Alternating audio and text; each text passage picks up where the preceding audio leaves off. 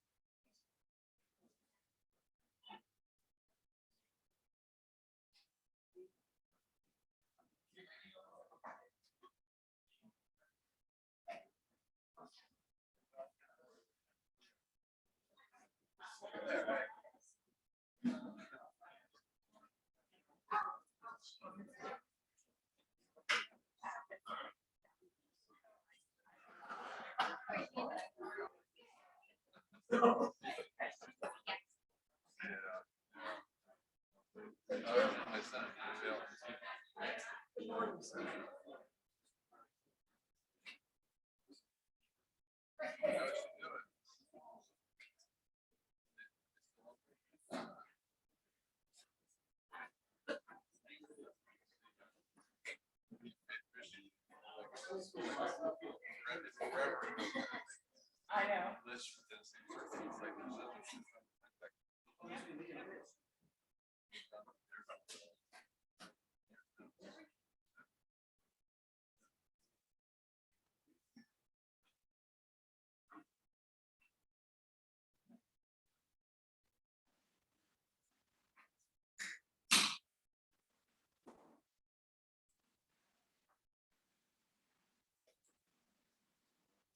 Good morning and welcome to the Yuba County Board of Supervisors meeting on Tuesday, October 12th, 2021 at 9 a.m.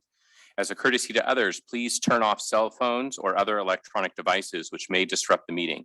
If attending via Zoom, please have your microphones muted at all times when you are not speaking. All items on the agenda other than correspondence and board and staff member reports are considered items for which the board may take action. The public will be given an opportunity to comment on action items on the agenda when the item is heard, and comments shall be limited to 3 minutes per individual or group. Supervisor Fletcher, would you lead us in the Pledge of Allegiance this morning? Yes. Please stand. Salute. Pledge. I pledge allegiance to the flag of the United States of America and to the republic for which it stands, one nation, under God, indivisible, with liberty and justice for all. Thank you. Roll call vote, please. I'm sorry, roll call, not vote. Supervisor Vasquez, Here. Supervisor Blazer, Here. Supervisor Fuhrer, Yes. Supervisor Bradford, Yes. Supervisor Fletcher. Present. Thank you. Okay, next up is the consent agenda. All matters listed under consent agenda are considered to be routine and can be enacted in one motion. Are there any board comments or questions on the consent agenda? Through the chair, I Sure. do have a correction. Okay. So on the agenda under item 532 are the minutes from the previous meeting of September 28th. There was some information on there that was for the agenda itself and not of the minutes. So that has been corrected and a corrected copy has been given to the board members. Okay, thank you. Through the chair. Yes. Can we move 516 off for a short discussion? Sure. Would you like to move back to county departments or just discuss it quickly before voting? Either way, it's just about a 30-second question. Okay. Anything else from the board? Any public comment on the consent agenda? Okay. Can we take item 516 quickly then, which is administrative services to declare surplus items as fully depreciated, authorizing auditor controller to remove the surplus equipment from capital assessment listing upon documentation of disposal. So you have a question, and if the appropriate staff's not here, then we can move it to department. Yeah, my only question is I'm just trying to get clear on how we actually dispose of hard items like vehicles, and I have some assumptions, but I'm not real sure. If I could, through the chair. In Perminder Baines, I see that he's on and able to speak as well, but we do auction off items to try to, if there is residual value, then through that auction, we'll receive that residual value.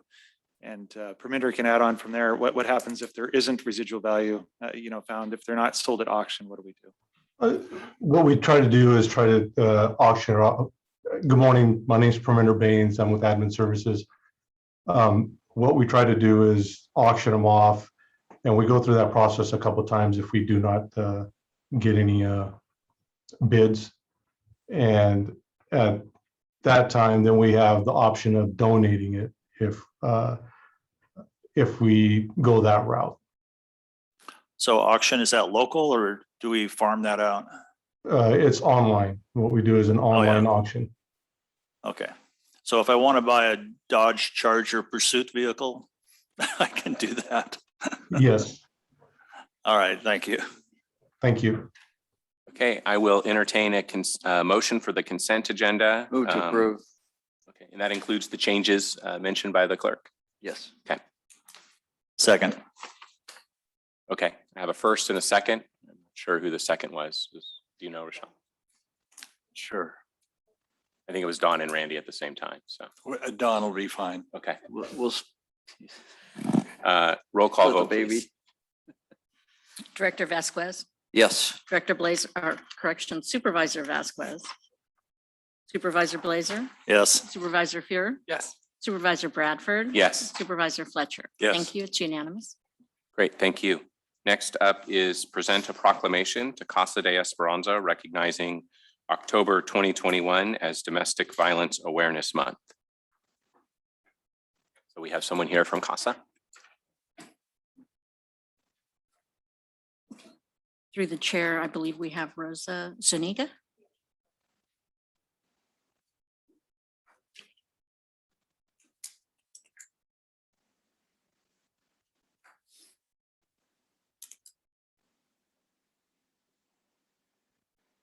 I'm going to attempt to read it here. County of Yuba Board of Supervisors Proclamation honoring October 2021 as Domestic Violence Awareness Month. Whereas the crime of domestic violence violates an individual's privacy, dignity, security, and humanity due to the systematic use of physical, emotional, sexual, psychological, and economic control and/or abuse. And whereas domestic violence leaves an imprint of fear and hostility, and whereas the problems of domestic violence are not confined to any group or groups of people, but across all economic, racial, affectional preferences, and social barriers, thereby affecting society as a whole. And whereas in the county of Yuba, adults and children are victims of domestic violence each year. And whereas Yuba County Board of Supervisors is committed to restoring the right to freedom from fear in our own homes and in our communities. And whereas in our quest to impose sanctions on those who break the law by perpetrating violence, we must also meet the needs of victims of domestic violence and their children who often suffer grave financial, physical, and psychological losses. Now therefore be it resolved that in recognition of the important work done by domestic violence programs in cooperation with Casa de Esperanza, that the Yuba County Board of Supervisors does hereby proclaim the month of October 2021 as Domestic Violence Awareness Month, and together as a team, we can make a difference in creating hope, health, and healing in our community. This can be done through prevention, intervention, and educational programs, which create zero tolerance for domestic violence in our community. Thank you.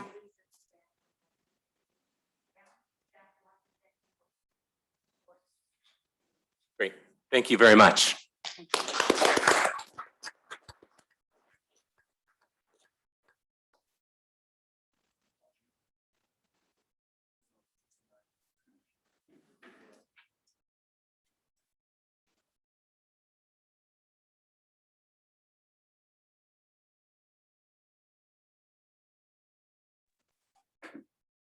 Good morning, supervisors. My name is Marnie Sanders, technically challenged. Let's see here. And I'm the CEO of the Yuba Sutter Chamber of Commerce. And I'm going to share the screen here.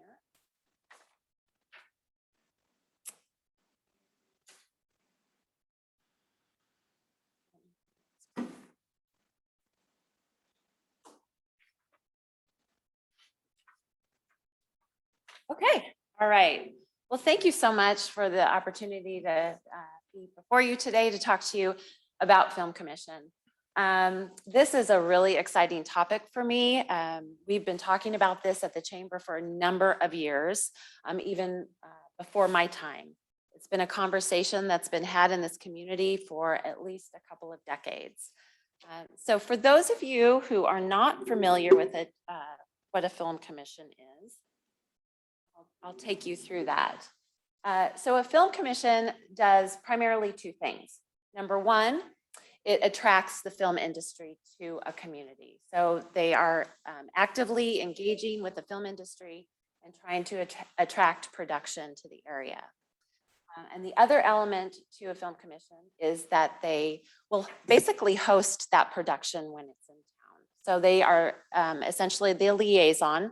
They help them to navigate the community, find the services that they need, products they need. If they need people on the set, they'll find those for them, locations, that sort of thing.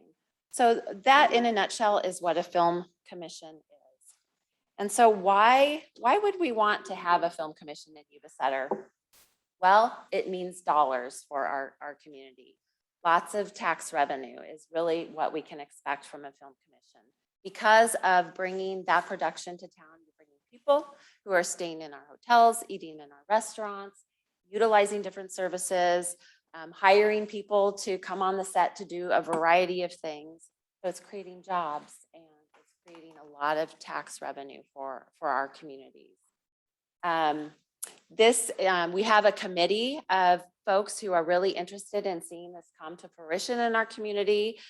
We are partners with the Yuba Sutter Arts Council. David Reed is very interested. You may have heard of the Conejo Brothers Media. They're participating in this effort. And so This is just something that, for me anyway, is very near and dear to my heart. I think it can be a home run for our community. Certainly at the chamber, we're eager to find opportunities to bring economic growth to our community. And I think a film commission can do just that.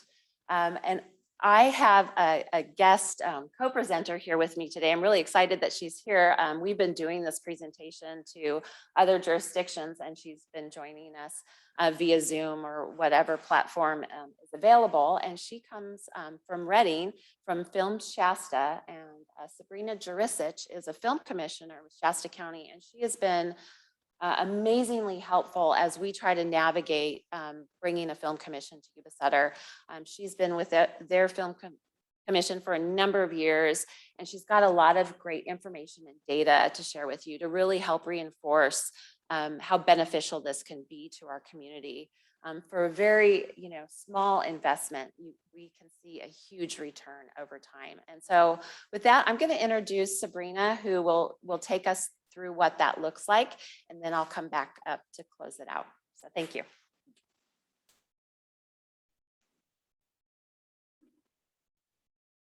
Good morning. Morning. Well, that click didn't work. Maybe I'll use the arrows. Yeah, so Shasta County has a long history actually of serving productions. You may recognize like Stand By Me actually filmed in Shasta County. We have a number of various types of productions that like to use our area. But in 2014, our Board of Supervisors actually provided a designation which helped to form an official film commission. We promote the area as the primary marketing entity for our region. And as Marnie said, we're the liaison between the film industry and our community. So anything that they need, locations, crew, all those things that she mentioned, they come to us as the one-stop shop because productions don't have time to build infrastructure for single projects at a time. So having that person that they can connect to that's recognized by the county and by the industry as the local resource for them is critical to success. Again, as she mentioned, some of the benefits include job creation. We do have tax revenue generation. You have the opportunity to attract tourists, and I'll give an example of that later on in the presentation. But it also builds community pride. People get very excited when a production's, on their street or in their town. It's amazing to me how many people want to watch other people work when it comes to film production. We'll just be, working on a street and there's a lot of sit and wait. But people get very excited that their community was chosen. And so there's a lot of conversations. Sometimes we try to help control those conversations until the productions actually are released. We have, but nonetheless, people are very excited, and especially when they get to take part as an extra or even as a crew member, even as a caterer on set. So, and the other thing is that it's environmentally friendly. We have, there's no bricks and mortar. There's no time delay. Productions just come, they spend money, they do what they need to do, and then they leave. And so that's another benefit. This slide here shows just one program. The California has a tax credit program. It's actually run by the California Film Commission. And I like to share this because we invest money as a state to attract productions, to keep productions in California. And most of the productions that take part in this are, major studio productions. So they're spending millions and millions of dollars. And so, but it does help to show the return. And so of the $2.4 billion in tax credits that have been allocated, the qualified expenditures that have been returned is nearly $18 billion. And so, as Marnie said, this of course, our communities, including Shasta County, we don't have millions of dollars to invest in local tax credits. But when we are supporting a position like this, it does help to bring money back into your community. And the average is about 8 to 1. So every dollar of investment, you're getting about $8 back in return to your community. And again, on this is qualified expenditures. So there's some outlying costs that don't get enveloped into that. And so there's actually a bigger spend than even what's shown on here for this particular program. So this is our film history. It's blocked a little bit. Let me see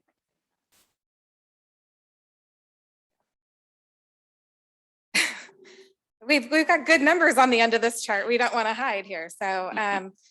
So dating all the way back to 1918, I found a production of Mount Lassen erupting. So I figured, hey, I found it, so I'm going to throw it here on the chart. That way we can have as much integrity with our numbers here. But what I like to show is basically you kind of see a trickle of productions that we can determine before the designation that occurred in 2014, which is when where you'll see the arrow there. There was an immediate uptick in productions in 2015. And the downturn that you see in 2016 was actually when there was a vacancy within the position. And I like to point that out because it's not something that acts alone just because of a designation. You need somebody who's actively working the position, working with productions. And so having a film commission without a film commissioner doesn't work. So we've had some great numbers in 2000. The numbers just continue to grow after 2017. And that's actually, I started in 2017. So we have had been very blessed with productions increasing year over year. In 2020, obviously we saw a downturn due to COVID. So, but what we primarily lost was commercial productions. And that's because a lot of commercials didn't know what messaging to do during COVID, but we were able to retain some of the larger scale productions. And so on the next chart here, you'll see our economic impact. And so again, this just goes back to 2010. I don't have history before that as far as what productions we're bringing into our community. But in 2014, once the designation hit, again, you'll see that there's this large incremental growth in dollars coming into the community.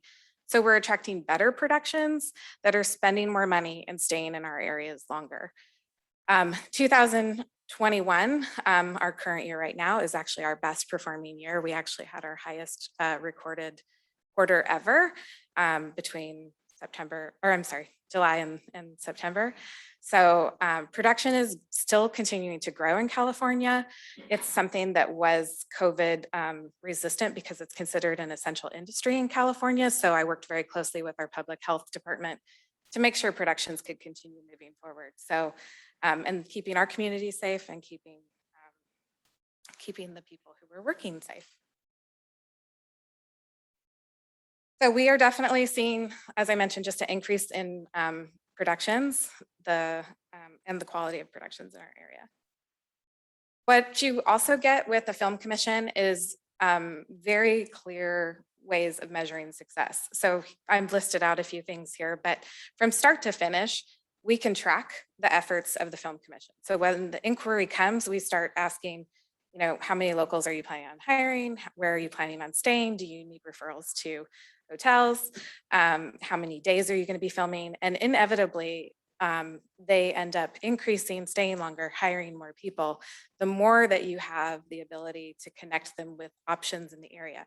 It's very expensive for productions to move to multiple jurisdictions. And so if they can get as much as they can within your community, that is the best thing for them to be connected to. So that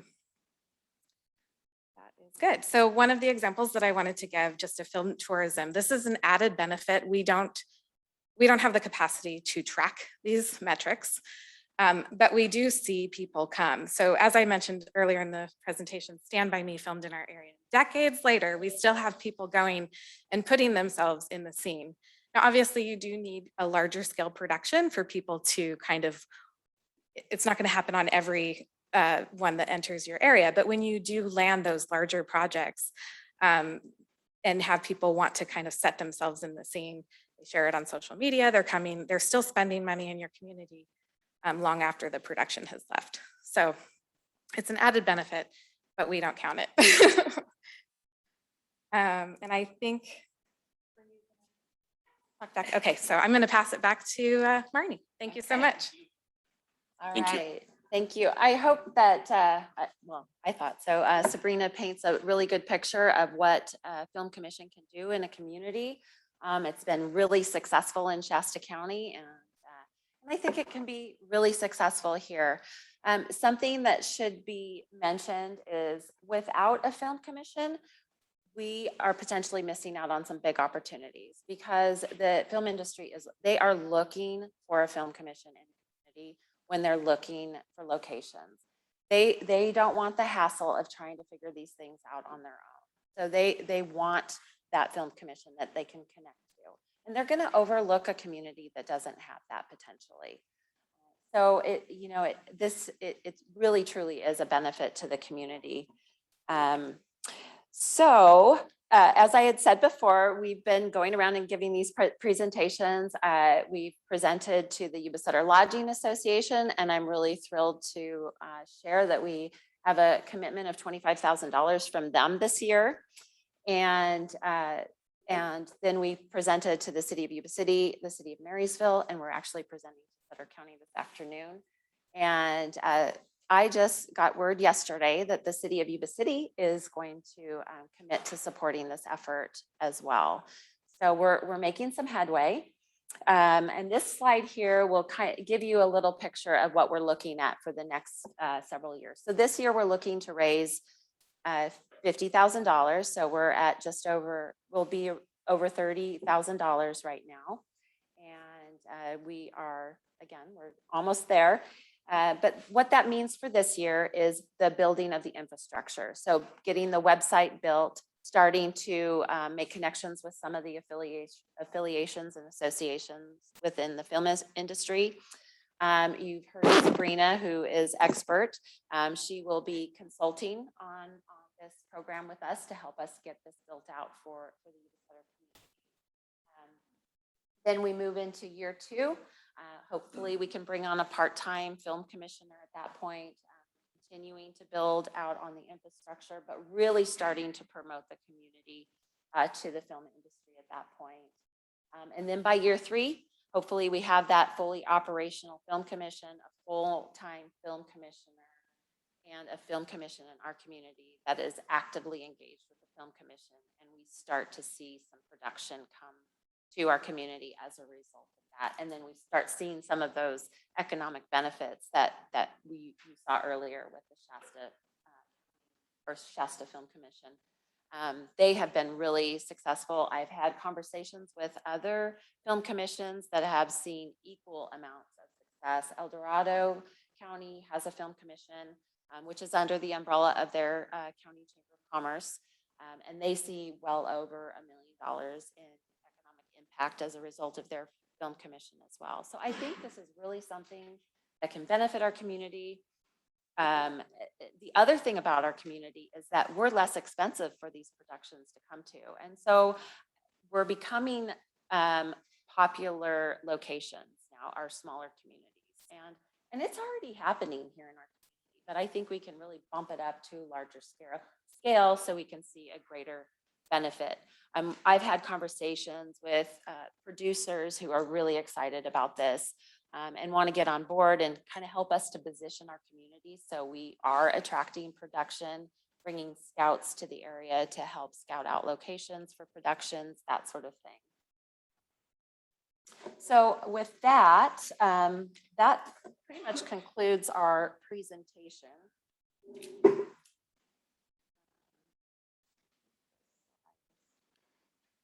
So thank you, Marnie and Sabrina. I was going to say, is there any questions from the board? Yes, please. So was there a 3-year ramp up for your county when you did it? Or did you guys in 2011 start the process and you didn't have a commission until 2014? So what it was at the time, the Film Commission is now an independent entity just because of the demand on the position grew to the point where it needed to come out. But it was under our Convention and Visitors Bureau. And so initially what happened was there was a position that already existed within the CVB that also covered the Film Commission portion. And so it was just, here, wear another hat kind of thing. And it was very part-time. I mean, as you saw on the chart, like it just didn't require a full-time position at that point. what is the thought of why we need to do a 3-year ramp up as opposed to doing it in 1 year? Or is there a reason for a 3-year ramp up? I mean, I can answer. I mean, I do believe that it takes time. I mean, there's a portion of infrastructure that does not exist right now that, I mean, if you wanted to do the funding, it would help it go quicker. But certainly, you know, first you have to have a website, you have to develop those affiliations. It takes time to get all those things going. So the Board of Supervisors would need to provide a designation to recognize the entity that's going to be doing this. And then, you know, the affiliations that get you on more of the national and international level of recognition that feed you leads. I mean, everything just kind of takes time. And so when we were initially talking about these, I just recommended kind of a stair step just to get you to where it's more palatable for the communities to buy in and start seeing results before they're kind of doing the full-fledged. But if the communities were willing to do that, I think it would be great to do it full-time starting year 1. I mean, certainly somebody could do it full-time. It's the relational networking that's the essential part to seal the deal. And that takes the time to build. Well, that relationships are critical in the film industry for sure. But yeah, but then also just the groundwork of, you know, it takes time to go photograph all these locations and building assets to promote the community. Thank you. Oh, yeah. Through this chair, have you approached the water agency? So I have not approached the water. Because if you look at their website, they have a number of videos already done about our area. and Yes, Recreation. they for do. that. They have some great videos. Yes. You might consider that. We have had conversations with our consultants, and in those conversations, we brought up the mention of film commission to them, but that's really the only conversation that we've had. But those, you know, those productions that they put on, I'm not sure who they use, but I mean, those would be productions that we would count in efforts like this. Okay. But in terms of, to your question about, you know, doing this all now versus over a period of time, I think while we would love to, you know, just get this going in year 1 and we're, you know, wanting to ramp up as quickly as possible, there is a capacity issue as well. The chamber, we are dedicated to this effort, and we think it will be a benefit to all Yuba Sutter and economic growth and contribute to a thriving community. And that's right in our wheelhouse of our mission. And so we're really eager to do that. But we want to be thoughtful about bringing this about as well, and make sure that we have, you know, all of the pieces in place, and what Sabrina had talked about with building out that infrastructure and just cataloging our community and what we have available. There's some big components to this project, so we want to make sure that we're doing this right, and that we present our community with our best foot forward when we start reaching out to the film industry. Thank you. Through the chair. Marty, how many committee members do you have right now? We have about half a dozen committee members. Are any of those elected officials? There is one, yes. So are you going to submit a request to each of the jurisdictions that maybe the chairman or mayor of each of the communities actually be on that board on a rotating basis? And then financially, how much do you need to get this thing rolling? All great questions. Yes to your first one. We can form an official committee. This has sort of been an unofficial planning committee. We can form an official committee and have that representation that you spoke about. I didn't want to be presumptive and just come with an ask. I had an intention of following up with a formal request. In year 1, like I said, we're over halfway there. In year 1, I'm looking at 4 jurisdictions, splitting the investment, which boils down to $6,250 in the first year. I will submit my formal request that breaks it down for the 2 years following this. I'll send it to Kevin, who can share it with the rest of you. But year number 1, $6,250 is what we are looking for to help us to build that infrastructure, get the website going, start creating those connections and affiliations with the film industry. And then, of course, the consultation from Sabrina. So I can only speak for myself. I love the idea. We did talk about this a number of years ago from the EDC and what needs to be done. I think these are great steps. As you well know, that if you're not happy with the way the system's going, let's change it a little bit. And this is a great change. This is a great opportunity. I appreciate your energy pushing this forward. I think you're going to get great support from our community, from our private sector, and certainly from the government sector. We never have enough money to get it all done. However, if the priority is there, we'll try to find that money, whatever it is. And I kind of our responsibility to take a look at those dollars and see how do we encourage that in our budget, we make this happen, because I think your numbers show the story, and that story is beneficial to our community. So I, for one, very supportive, make this thing happen sooner than later. Thank you, Supervisor Fletcher. I appreciate that. So I'm also very supportive. It seems like a great opportunity for our community, and I thank you for the effort that you've already put into it, that those working with you have put into it. And if the board is amenable, I would request that once you submit your formal request for assistance and funding, that staff would put that on the agenda and bring it before the board to consider. So is that okay? Wonderful. I got a quick comment. You bet. I've always been a big supporter or fan of this. And we have a pretty good resume already of some major films that have been here and a lot of independent films too. So that should help. Yes, and won't it be grand to be able to track that and what those films are bringing to our community in terms of economic impact? Yeah. So, yes. Well, thank you so much. If there aren't any other questions, we'll excuse ourselves. Great, thank you. Okay, thank you. Bye-bye. Okay, next up on the agenda is public communications. Any person may speak about any subject of concern, provided it is within the jurisdiction of the Board of Supervisors and not already on today's agenda. The total amount of time allotted for receiving such public communication shall be limited to a total of 15 minutes, and each individual or group will be limited to no more than 3 minutes. Prior to this, speakers are requested to fill out a request to speak card and submit it to the clerk of the Board of Supervisors. That's if you're here in the room and those cards are back by the door. And if you are participating via Zoom and wish to comment, please use the raise hand function in Zoom or *9 if you are participating on a phone. Please note, no board action can be taken on comments made under this heading. I do see we have Charles Sharp would like to comment. Do we have any comments from the room before I go to Zoom? Okay, seeing no Through the public. chair. Yes.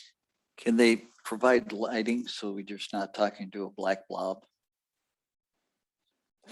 Sure, we can ask him if he can do that. A So ghost? we'll let Charles Sharp speak then. Charles, I don't know if you can do anything about your lighting to make you a little bit better seen, but if so, that would be appreciated. Sorry about that. There we go. That That works. better? Yep. Now you can see me better. That's worse. Good morning, Charles Sharp, Oregon House. Today, the Yuba Sutter Chamber of Commerce made a presentation for a Yuba Sutter Film Commission. This would be a good endeavor, and I hope the Board of Supervisors will see this as a worthy investment. Timer. Also on the agenda is the resignation of County Elections Officer Terry Hansen. Rumor has it that she plans to run for 5th District Supervisor. One of the biggest issues in the foothills is the North Yuba Water District's failure to deliver irrigation water and its intent on selling water outside of the district's boundaries. People are universally against this.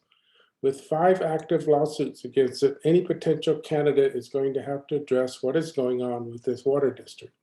Since the water district did not deliver any water this year, people have been using well water instead. The Hard Rock Aquifer is being measurably overpumped and water is being drawn down faster than it can be recharged. This is not sustainable. Thank you for your time. Thank you, Charles. Yes.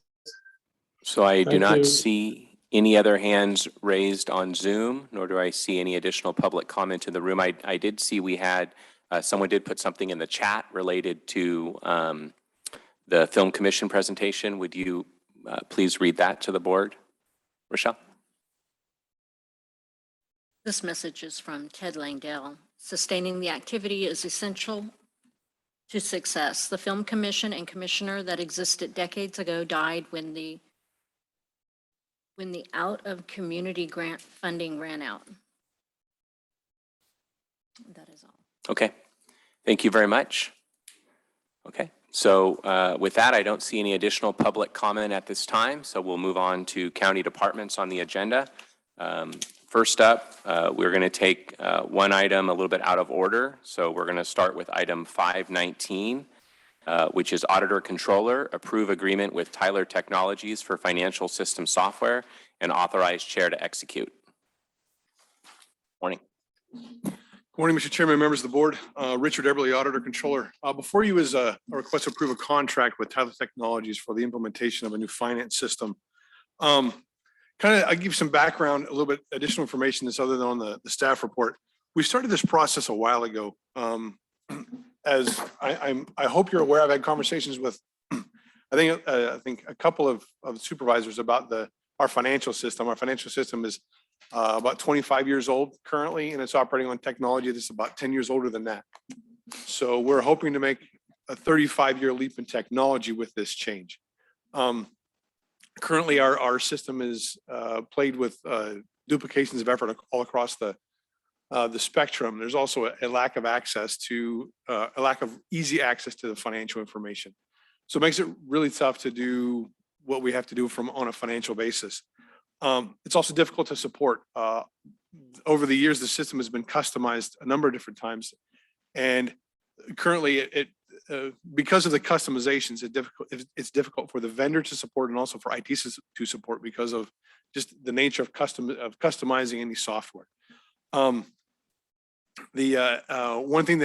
glaring issue that we have to address with our current financial system is the fact that the vendor ended functional support for it in December 31st of 2020. What basically that means is we're out of warranty. So if something breaks, if something goes wrong, it's going to cost a lot more to fix it than it was in previous years. So prior to basically the expiration of the warranty, we instituted a process with your approval for a business process review to review the financial processes in the county, where they are and where we'd like them to be. That was concluded in 2019. And in 2020, we did a vendor selection process to identify possible vendors to provide a solution for us. And the culmination of that vendor selection process is the contract before you. We've been in months and months of negotiations after evaluating not only the software, but also with the current clients. There was an extensive process to evaluate who's using the software and what their experience has been with that software. And so we feel that that Tyler Technologies represents the best option for the county moving forward. And so any questions about that part of the process so far? Any questions from the board? We're approving the software, or we're approving the high-low representative who's going to support the transition of the software? We're pointing that this is a contract for the software. Okay. No, so in this situation, a little bit more, this is a more robust software. It's a cloud-based platform. It's not intended to be a premise-based solution. So it allows us mobile access to the software. We've been plagued through this past year for the COVID pandemic about an inability to work effectively on a remote basis. So a mobile solution or a SaaS, a software as a solution or cloud-based service, will allow us to be more agile. It'll also allow us additional opportunities for disaster recovery and also continuity of operations. When we had the flood evacuation a number of years back, we moved the entire emergency operations center up to Nevada City to handle those. But our financial system didn't go with that. And so if we were out of the county for an extended period of time, we would not have had access to our financial operations, and it would have made continuing business operations very, very difficult. So the ask today is an approval of a contract for the $1.7 million. And what that represents is cost of the software and also support costs to assist in the implementation. Through the chair. So this is not going to include any hardware upgrades. There might be some hardware upgrades we have to invest in, but not a wholesale computer system upgrade. Okay, Most of the hardware will be stored offsite by the vendor. okay. All right. Thank you. All right. Any additional board questions? No, I'll make a motion to approve. the I agreement. have a. I think we have a question. I have a quick question. So where is COA Hills Consulting in all this? That's a great question. They've been a partner with us from the get-go, and that's item 520. And I know that's what you've been referring to, Supervisor Fuhrer. But COA Hills has been an implementation partner through the get-go. They have done a number of implementations nationwide and worldwide with these types of software. They're geared toward organizations in our demographic, and they have extensive experience implementing this. They've assisted us in the business process review, and they've assisted us in the vendor demonstration and vendor selection process. They've also assisted us in contract negotiations. They're very familiar with Yuba County's operations and our needs. And so the next item that I bring for the board today will be addressed will be to address their contract. So Tyler supplies the software to us and COA is on site implementing it? They act as project management services for us. So yes, they are helping us implement the system. Okay, thanks. No, not a problem. Okay, I believe I have a motion from Supervisor Vasquez. Yes. Do I have a second? And I have a second from Supervisor Fletcher. Is there any public comment on this item, either in the room or on Zoom? Okay. I do not see any, so roll call vote, please, for item 519. Supervisor Vasquez, Yes. Supervisor Blazer, Yes. Supervisor Fuhrer, Yes. Supervisor Bradford, Yes. Supervisor Fletcher. Yes. Thank you. That's unanimous. Thank you. Okay, we'll move on to item 520, 2021, which we've talked about a little bit. Auditor Controller, approve agreement with COA Hills Consulting LLC for implementation service in conjunction with the implementation of a new financial system and authorized chair to execute. Excellent. Thank you again, Richard Eberly, Auditor Controller. Thank you, Mr. Chairman, members of the board. We broached the subject a little bit in the last item, but COA Hills is the contract for COA Hills is for implementation services. They're to assist the county in getting the best and most robust outcome for the implementation of Tyler Technologies. I've spoken with a number of other jurisdictions that have implemented the software, and they tried to do it, source the project management in-house, and they had varied measures of success. As larger organizations had larger budgets and they had larger internal project management staff, they had greater measures of success. But smaller organizations that did not have the resources to dedicate or did not decide to dedicate resources had struggles in the implementation process. So COA Hills being, as I explained earlier, their experience and their expertise in this area makes them invaluable as part of the implementation process. This is they provide a broad spectrum of support, not only implementation, but also change management. There's a necessity to change the perception or attitudes of people towards the change. Most people are not thrilled with change. Anytime something changes, even though it might be for the better, they're not thrilled with it because it's my own little thing. I know it. I love it. Even though it's not helpful, it's mine. And so they've already began the process of assisting us with changing those attitudes. So my request is to approve the contract for COA Hills for implementation services. Okay, questions from the board? So on the previous 1.7, how much of that went to COA Hills for the services they provided up to this point? None of that was included in that. Okay, and so for this 277,000, is it paying for past services with all the things you described previously, or is it just for this implementation? Just for the implementation. And so is it because of the level of IT support here that the outside contractor is going to be providing that transition? Can I ask you for additional information behind your question? Because I think I have an answer for it. I want to make sure I understand what you're asking. So could you clarify a little bit more? Sure. So I guess my question is for 277,000, are we getting one person who's coming in and managing this project? Or are we getting a team of people who are putting it throughout the county? Is there you mentioned public perception or the staff to persuade them? Like, what is it? What am I buying for 277,000? That's a fantastic question. So we will, Cohill's contract, if you have had a chance to review it, and I have it here in front of me, it deals with at least, I think, let me see, 3 people that are mentioned specifically in the contract on page.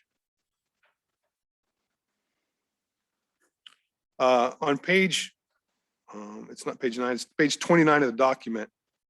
There are 3 people that are involved in it. It's Jeff Merrill, who's a project manager. He will act as the county's representative. Not the county's representative. He will act as the county's a project manager and assist the county staff in managing the project going forward. He has many Tyler implementations under his belt, and he's a certified project manager. Jeff Haas is an interface developer, and Carrie Associate is a data conversion specialist. One of the big issues is converting our existing software data into the new system. So all of those resources are necessary for us to have success. For the 1.7 million that we're paying the software vendor, they don't have a robust team to transition stuff when they're getting paid 1.7 million for software. That seems like a nice price tag. You would think that they would have support. No, I think that's correct. That's a reasonable assumption. They do, and those processes are going to be augmented by Cohill's.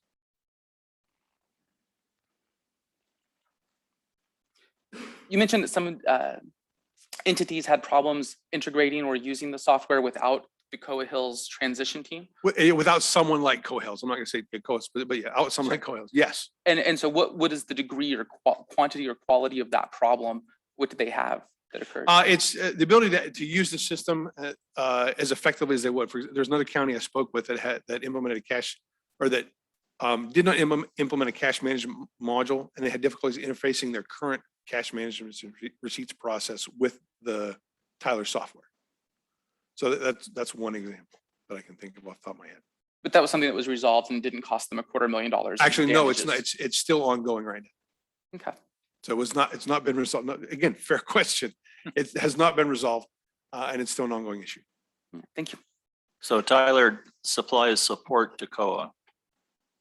Tyler implements their software, and Cohill's acts as the advocate for Yuba County.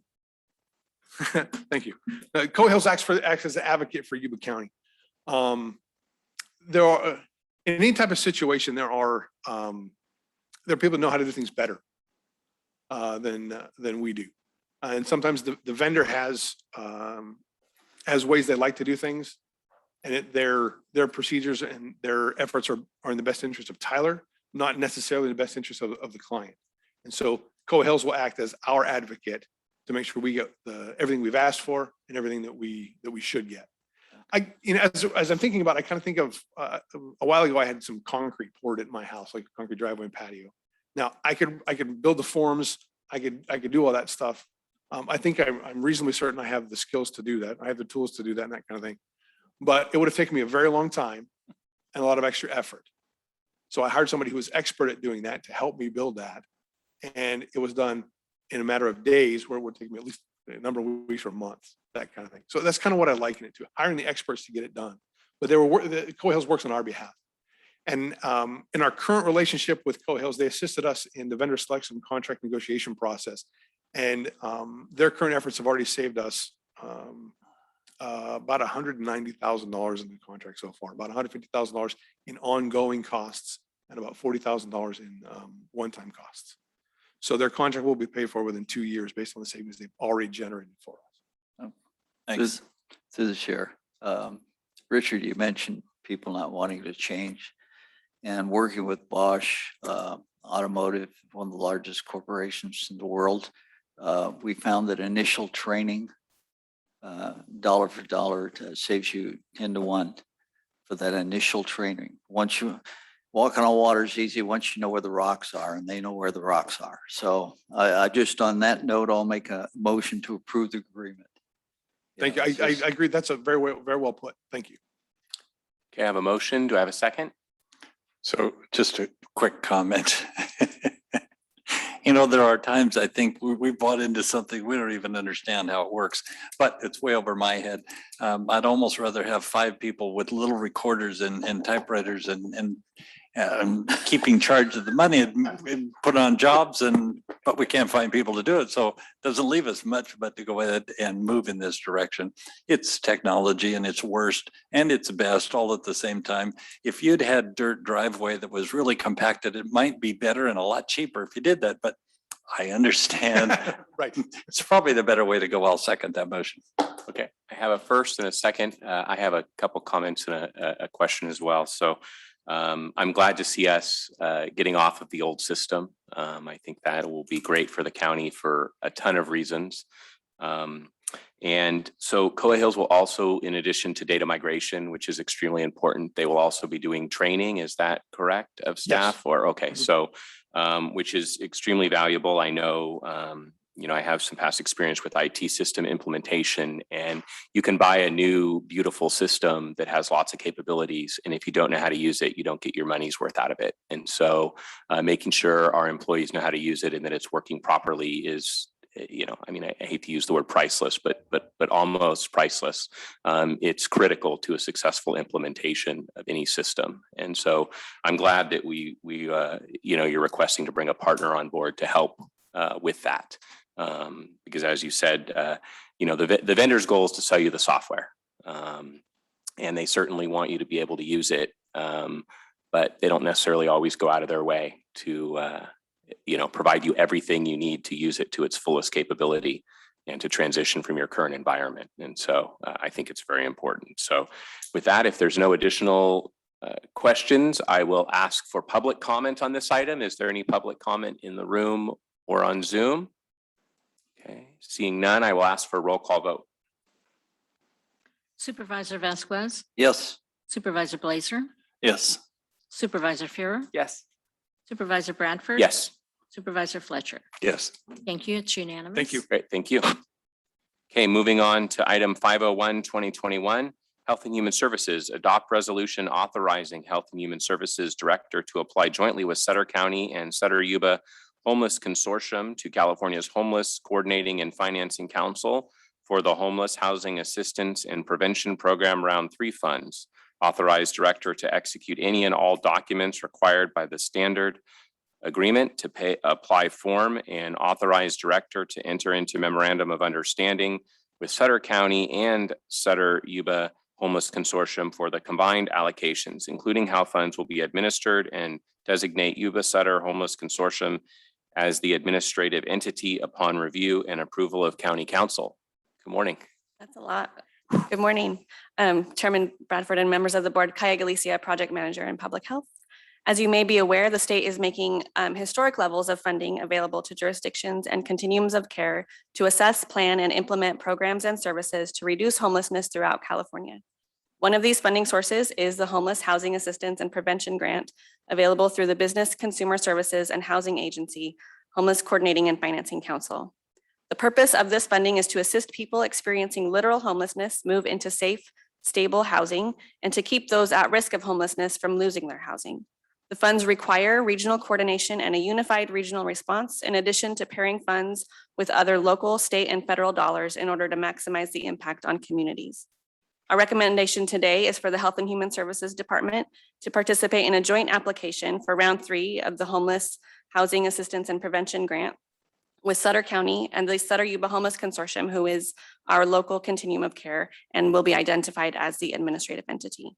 By applying jointly, we will be sure to meet the requirement for regional collaboration, evaluate the success of ongoing programs, and pool resources to fill the gaps in our homeless services delivery system. A joint application will decrease administrative burden on the county and maximize resources spent on activities that will reduce homelessness in Yuba County. I'm happy to answer any questions that you might have. Questions from the board? Through the chair, congratulations. That amount will only provide 2 units in Sacramento for Darrell Steinberg's normal $300,000 unit. And then with that, I'll make a motion to adopt the resolution. Second. Okay, I have a first from Supervisor Vasquez, a second from Supervisor Fletcher. Any additional comments or questions from the board? Seeing, May I just yes. briefly, there were 4 for action items. They can be taken in one motion because they are so intertwined. But if we could amend the motion to approve all 4 action items, that would be appreciated. So moved. Thank you. Second. Okay, first and the second are amended. Thank you, council. Any public comment on this item in the room or on Zoom? And just a reminder, if you're on Zoom and wish to public comment, please use the raise hand feature, or if you're called in, you can hit *9. Okay, seeing none, roll call vote, please. Correction. Supervisor Vasquez, Yes. Supervisor Blazer, Yes. Supervisor Fuhr, Yes. Supervisor Bradford. Yes, And Supervisor Fletcher. Yes. Thank you. Thank you. great. Thank you, Kaya. Okay, up next is item 536, 2021, County Administrator. Receive presentation on recommended Measure K revenues and appropriations for fiscal year 2021-22 and one-time expenses, and provide direction as appropriate. All right. Good morning, Okay. Chair, members of the board. Kevin Mallon, County Administrator. And I have a presentation, as long as I'm able to figure this out. I'm going to share it like so. But yeah, I'm in screen share. All right, and I'm gonna do that. Got it, Rochelle? Yeah. And you can actually, if you want, you can actually minimize the little window that shows who's on Zoom. Yes. There you go. Yes, there we go. So We're playing see with the that whole little- presentation, not just 90% of it. All right. Good morning, Chair, members of the board. So before you today is kind of an exciting moment in time for Yuba County. This is something, and I'm gonna provide a little background on what Measure K is. But this is an opportunity for the board to have a discussion with staff about the revenues and that are going to be coming in or have been coming in to Yuba County as a result of Measure K, and how to most appropriately distribute those funds to maximize services to our residents. So just by way of background, so Measure K, it's a 1 cent sales tax, and it's in the unincorporated portions of Yuba County. It was approved by the voters in November of 2018. So this is a sales tax. This 1 cent does not apply within the city of Marysville or the city of Wheatland. And another very important point, and this is something that frankly was tied up in court for a while, but this 1 cent sales tax is a general tax. It's not a special tax. Similar to general funds. So the board has full discretion in accordance with what was outlined in the measure on how to appropriate these funds. And another important point is Measure K, it was a 10-year term, or it is a 10-year term, and will expire on November 6, 2028. And so prior to expiration, the board will need to consider whether or not it will seek the approval from the voters to extend it through a new measure. The collection of this 1 cent sales tax actually began on April 1st of 2019.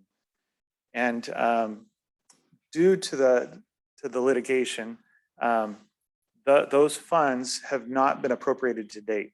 And so I really want to talk today about what accumulated in past fiscal years, which was from that April 1st, 2019 through June 30th of this year, which would have been the end of our last fiscal year.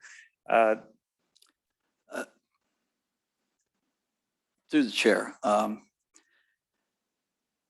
One of the things that I wanted to ask is that we're all in consensus, the board, that the original intent of this tax will be followed to the letter. So we're jumping ahead to my future slides here, Supervisor I Vasquez. understand, but I just, I just wanted to make sure that the board still agreed that we would provide a secure local revenue stream of the county and shall be used entirely to maintain and improve public safety. So I definitely appreciate the comment, Supervisor Vasquez, and actually I'm going to recite that same section of Measure K here in just a second on a future slide. You kind of stole my thunder, but anyways, but that is something that the board needs to discuss today. The importance, though, I do want to make sure it's clear to the board, and County Council can help with the clarification if needed, but This is a general tax, and so the board needs to exercise discretion when considering how to distribute the funds. It cannot be viewed as a special tax for a very specific purpose, because that would have been under a different threshold that the voters would have needed to approve. Well put. Okay. Thank you, Council. So today I want to talk about the background of Measure K, the funds that accumulated in previous fiscal years, and then the funds we anticipate collecting in the current fiscal year, which is estimated at $6 million in the current fiscal year. Okay, so Measure K, when the voters approved Measure K, it also established a new chapter in the county's ordinance code. And as Supervisor Vasquez actually just read an excerpt from the use of the funds, provide a secure local revenue stream to the county that shall be used entirely to maintain and improve public safety services and essential services for the benefit of the unincorporated areas of the county. So just wanted to, that's front and center as the board, through its discretion, decides how best to use these funds in accordance with Chapter 5.60.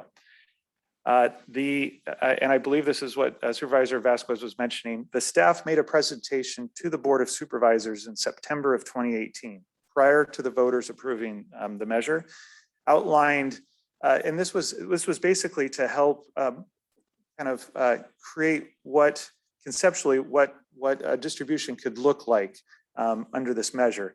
And that concept that the staff provided to the board in September of 2018 outlined that the county could share a portion of the revenues with fire services and then figure out how to appropriately distribute for county services to meet those goals of public safety and essential services. And the formula that was outlined in September of 2018 was that 20% of the total revenue coming in would be distributed to the 9 fire districts that provide fire services in the unincorporated areas, and that 80% would be retained for county provided services. Again, I guess I can't emphasize it enough because we don't want to end back up in court. It's general tax based on Chapter 5.60. County Council maybe put that extra bullet point in it. Yes. Can I interrupt, jumping to a future slide? Were there ever any other plans that were ever presented besides this particular plan that might have caused some confusion in the public's eye? No, I believe this was the one specific presentation to the board. Okay, thank you. All right, thank you. Okay, so I guess before I jump to the meat of it, for this current fiscal year, what staff is recommending to the board to consider is that we continue with the concept that was presented in 2018, that 80% of the revenue is used for county provided services and 20% is distributed to the fire districts. And so my next slide would kind of outline that breakdown and then a further breakdown for county services. So this is using $6 million as an example. That's our estimated revenue for the current fiscal year. If 20% of that revenue was dedicated to those 9 fire districts, that would represent $1.2 million that would be provided to those 9 fire districts. We would then need to enter into agreements with each of those districts on their appropriate percentage of that 20%, which I'm currently working with the fire districts on what that formula would look like. And then the remaining 80% would be split 75% to public safety, 25% to essential services. What this means in total is what's shown in this pie chart here. So for the total revenue, 20% would be for fire, 60% would be for public safety services provided by the county. And our definition, although public safety, there's kind of budgeting definitions that there's an outline of all sorts of different. For this discussion, the 60% would be focused to 3 departments. It would be to the Sheriff's Department, District Attorney's Office, and the probation department. And then the 20% of the total would be distributed to other county services that would be deemed essential services by the board. And so this is, I'm going to move on from here, but we're trying for this year. This is what staff is recommending as far as the split. And so this next slide, I'm actually going to ask, I believe, oh, I have one more slide before I have some additional presenters come up. So to further break down that 60% to public safety, that $3.6 million, the sheriff, district attorney, chief probation officer have been working diligently on a plan on how best to maximize public safety services with the funds available, how they can enhance their existing services. And so they've cooperatively worked together, which is great. Yuba County has kind of that spirit of cooperation that doesn't happen in all jurisdictions. And so you have these three departments working together to figure out how they can come up with how to best serve the public. And this pie chart represents what their recommendation is as far as their share of that 60%, where you'd have 71% going to the sheriff's department. The sheriff is going to come up and explain with that $2.5 million what his department could deliver in additional services this fiscal year, and 11% to the district attorney's office and 18% to the probation department. And so I believe, Sheriff, you're up first, and all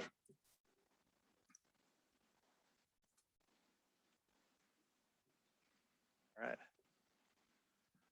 Mr. Chairman, members of the board, Sheriff Wendell Anderson, and it's truly an exciting day for me. You know, it's been a long journey, and I think we're in a position now to truly enhance public safety in Yuba County. And so based on the numbers that we were given, we've identified staff that we would address and prioritize to enhance public safety through the Sheriff's Department. And just keep in mind, this also includes animal care services, our jail, our court security, and our patrol deputies. We've identified approximately 25 new staff that we could hire and put out on the streets in many cases in this. And the bulk of that being deputy sheriffs, which means increased patrols out in specific areas. We would be able to address the foothills with additional deputies, as well as Plumas Lake. And I know Plumas Lake is growing and it's growing quickly. And in order to maintain a level of safety that our constituents deserve, we need to address our staffing down there, and in the hopes that we would be able to provide 24/7 coverage in the Plumas Lake area. Expanding Valley coverage goes without saying. 13 additional deputies puts us at a number that we've never seen in Yuba County, and that we would never have been able to do had it not been for Measure K. The correctional staff as well would be addressed. We would add additional 6 correctional officers, and that would allow us to do rehabilitation, to work on recidivism, enhanced programming in the jail. And, you know, I think it will come full circle. It'll take time, but addressing those needs in the jail is something that we would never have been able to do, you know, otherwise. We've, since the Measure K passed in 2018, we've actually made some headway on some things. So school resource officer, we have in our high schools now, we haven't had in many, many years, and this will allow us to sustain that outside of our normal patrol deputies. Net 5 we've addressed, as you may not be aware, some of you are, for a time we had no one in Net 5. And in the last couple of years, we've been able to address Net 5, and what a huge benefit that has been to us being back in, you know, in the illegal drugs in Yuba County. We need more, but we've been able to address that. And with Measure K, we will be able to address that with an additional body to Net 5. And I already talked about the Valley Patrol coverage. Programming in the jail is something that is essential. Recidivism is something that, you know, it's impacting us here in our county, and clearly what we've been doing in the past just isn't working. So I think that programming, substance abuse treatment, all of those things we'll be able to address with additional staffing in the jail. Getting back to community oriented policing is something that I've strived to do for the last, since I've taken office 3 years ago. And once we have our staff hired, which is going to be another challenge, we will be able to address that, and we will be able to do true community oriented policing, which is the goal. So I know there's a lot more to it. You can see the numbers, and I can go over specific staff if you have questions as to what the allocations would be potentially. But we're trying to prioritize and truly enhance public safety, which is what Measure K was about, that and essential services. So I'm sure you have questions, and I'll stay up here as long as you'd like to answer them. I did have a question. Did the allocation as far as the funding went, did you feel that was what was promised with Measure K and that your department got the amounts that we're supposed to get? Absolutely. Yeah. I was a part of the campaign for Measure K, as you probably all know. And yeah, I feel that the proposal that is before you is exactly what was promised to the public. And I think it's important that we maintain that promise to the public. Thank you. Any additional questions for the sheriff? I think he has answered all my questions. So. All right. Yes, I was going to say the presentation, we also have probation and district attorney will provide their specifics, and then I have some additional slides. But if there's any questions specific for the sheriff, Yeah. it's a good opportunity. As far as the sheriff's department, does Wheatland or Marysville see any kind of spillover effect from this? No. Well, so I would say, they obviously they have their own public safety, but we do absolutely, without a doubt, we help Wheatland when they need help. We help Marysville when they need help. We're not going to have dedicated patrols in those areas, but more staffing available to us means more staffing available to help those public safety departments as well. So it'll definitely have an impact on both. And, it'll be a positive thing for Marysville and for Wheatland as well. Having the number of deputies on the street that we'll be able to have will help the entire county. Thank you very much. Through the chair, just to comment, Sheriff. I don't have any questions. I have complete faith in your ability to run your department. So I'll have some comments when we get to a point of wrap up, but I think you have a great plan and I think you're on the right target. So thank you. Mr. Supervisor. Thank you, Sheriff. Thank you. All right. Jim?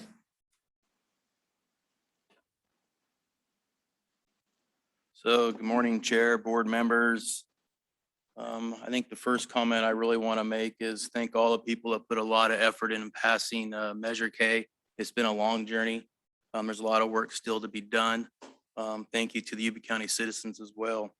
With our Measure K funding, we'll be able to add 1 deputy probation officer, 1 substance abuse counselor, 2 intervention counselors, probation aide, $168,000 enhanced mental health services at our juvenile hall and camp singer programs. Excuse me. And miscellaneous funds to enhance our team center programming and vocational instruction. This will provide more intense supervision to some of the most vulnerable 18 to 25-year-old population.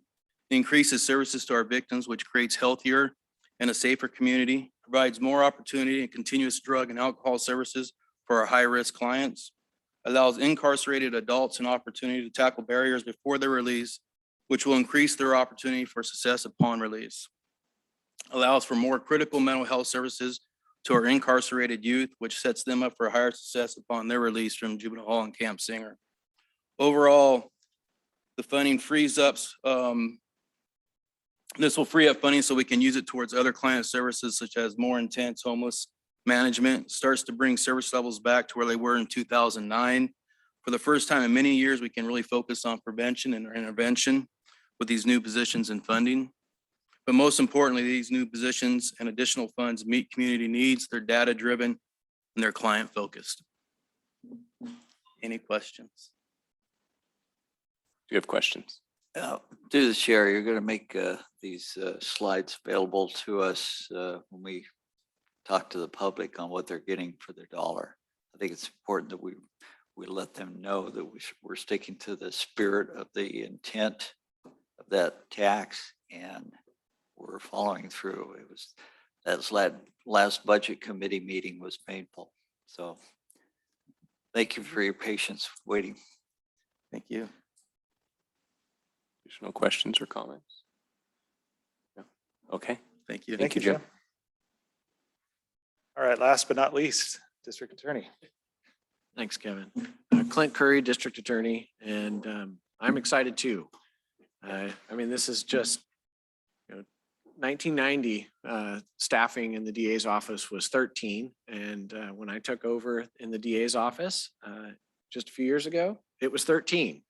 So, 40% increase in population in the county and flat as far as staffing within the DA's office.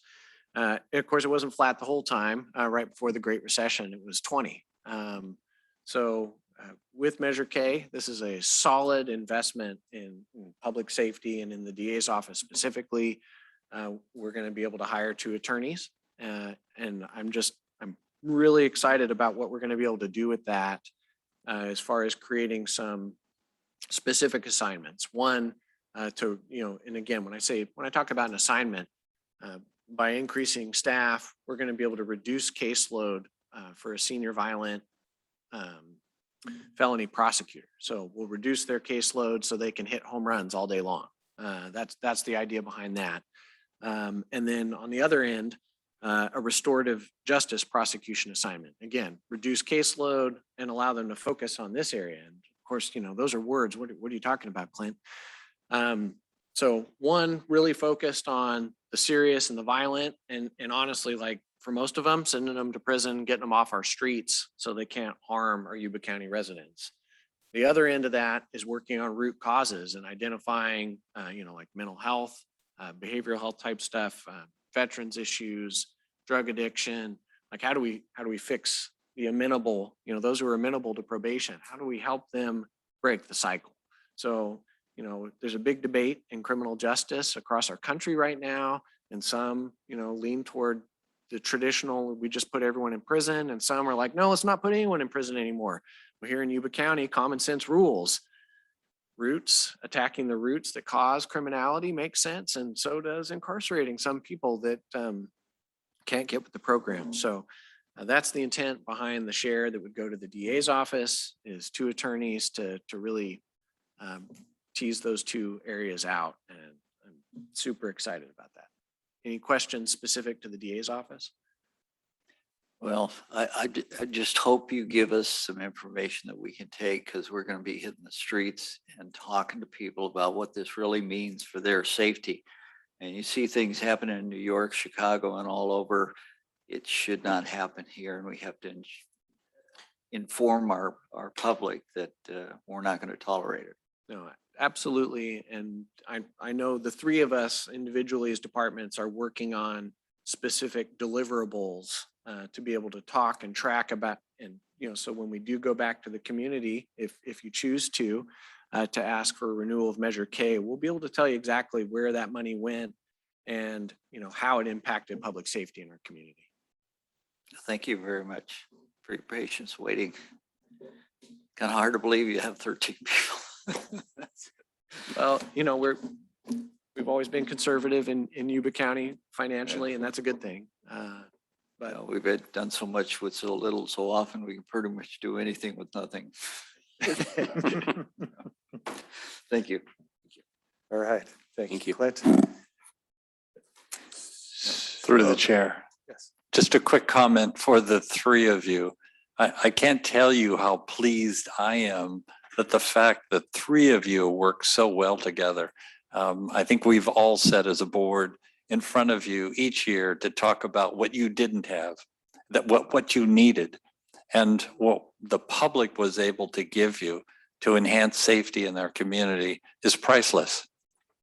Their support, and you're willing to work together as a team to accomplish that in each of your different departments. And I think it'll all pay off in the long run. So again, I applaud what you've done. Great job. Thank you. Thank you, Supervisor Fletcher. So if the board will bear with me, I've got a few more slides, then we can have a discussion. So as was outlined in that previous pie chart, 1.2 million to the fire districts, 3.6 million to the 3 departments, and they just outlined for the current fiscal year. And then it would leave 1.2 million available for the board's discretion on what's most appropriate to invest in as far as county services that we would consider essential services. So these are recommendations from staff and the board. Ultimately, it's your discretion on whether these make sense or there needs to be additions or subtractions to this list. But what's being recommended is that we kind of double down on our code enforcement activities for the public, and that would include the funding of 2 deputies that are to partner with the code enforcement on activities, and then invest in additional abatement activities. That's a limiting factor a lot of times with code enforcement, where they don't have the hammer because they don't have the funds to actually clean up a property. And so this would be making an investment in additional abatement activities. In the building department, funding a fire prevention officer position. This is a new position that was created that we'd like to get going on, and frankly it may grow as grants become available, but really focus on our fire prevention efforts here in Yuba County. And tying to both fire and then also code enforcement to a certain extent, or I should just say cleanup in general, additional funds to public works to focus on vegetation management along our roadsides to keep those sparks that are on the road from igniting fires and running off, and then also the cleanup of trash and debris that the public commonly complains about, and we want to keep our roadways clean. And then these next 2 are both support roles that are internal, but it's really to support these additional public safety services. Like, for example, so one's an additional position in human resources and the other is an additional position in county council. I'll give you an example. The sheriff just talked about wanting to hire 25 people. Human resources is already kind of at limit right now. And then now you have, you're trying to figure out how do you pull in an additional, that's just the sheriff's department, an additional 25 people. We need some additional resources in human resources there to focus on assisting the public safety departments with that hiring. And then county council, county council's office is kind of at the limit right now. And this will definitely, we'll have it, with increased activities, it becomes unfortunately a need for increased legal consultation with county council. And so those are 2 positions that I'm recommending to the board. I think they're kind of vital to behind the scenes, keeping things moving forward. And then in my office, we've created a director of business development. That position, the water agency has pledged half of the funding. So this would be to match that with the other half of the funding. And really this position, an economic development focused position, is something that, frankly, talking forward to November of 2028 and whether or not we need to consider an additional 1% sales tax, some of this will depend on our economic development efforts between now and then, on how successful the county is between now and 2028, and whether there really is a need for the additional 1% sales tax in order to sustain the additional services, or whether we've done a good enough job of bringing in additional economic development to sustain the services. And so that's kind of an investment for the future there. And then for our responses and for emergency services, I'm recommending an additional OES planner. We have one. I recommend adding a second planner. There's an overwhelming amount of need on the OES side of things, and frankly, our OES folks are also the ones that time permitting are looking for grant opportunities to pull in to help our public safety departments enhance their services. And so having that resource in OES, I think, will help us also bring in some additional outside funds. And so those are our recommendations there. I'm going to run through the rest of the slides, and then we can have kind of a discussion about this, as well as other items that that I wanted to discuss with the board today related to Measure K. The next item has to do with the 14. It's actually 14 plus million, 14 and change that the county received from the April of 2019 through June 30th of this year. And this is a staff recommendation on how to appropriate some of the funds. And I'm gonna walk through each one of those bullet points. And this is kind of a summary. And if the board is and this will be part of our future discussion, amenable to these in concept, then we'll come back with specifics that can be actionable at a future board meeting. The first would be similar to the set aside that we're recommending for the current fiscal year as far as a percentage. The 20% of the funds that accumulated in the past fiscal years be set aside and be used and be distributed to the 9 fire districts providing fire services in the unincorporated areas of the county. And then one-time county expenses. This is something where I had in my office, Grace Mole and Michelle Logan, our management analysts, the ones that help prepare our budgets each year, go through and take a look at during this time period, one-time projects that were public safety projects that the county expended funds on that we would have. If we would have had Measure K available, we could have had that opportunity to use Measure K funds. We didn't have the Measure K funds available due to litigation. And so this would be reimbursing those county funding sources that had to kind of pony up with the Measure K not available. So just to kind of give an example, we had multiple projects in the jail that occurred during that time frame. And there was, a $542,000 project, $175,000 project in the jail, just on and on that unfortunately, and they were necessary, but we didn't have other funds available. So that would be a recommendation is going through an exercise to reimburse those county funds with the Measure K funds during that time frame. And that if we take that item, that would be something we could go over the specific projects that would be reimbursed and the accounts that it would go into in the future.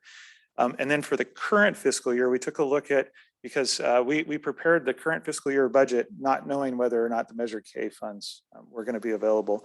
And so there was actually about $1 million in public safety one-time expenses that we used other essentially general fund to cover that because the Measure K funds were not available.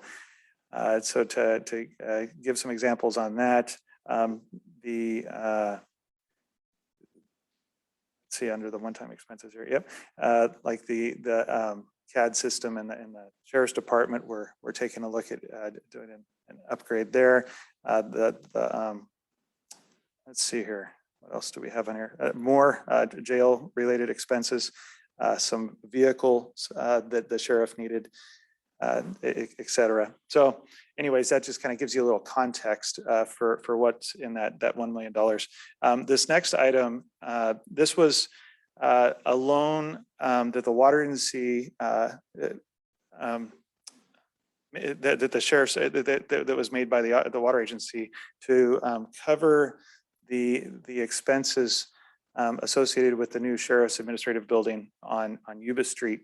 And so just to kind of understand why this is being recommended.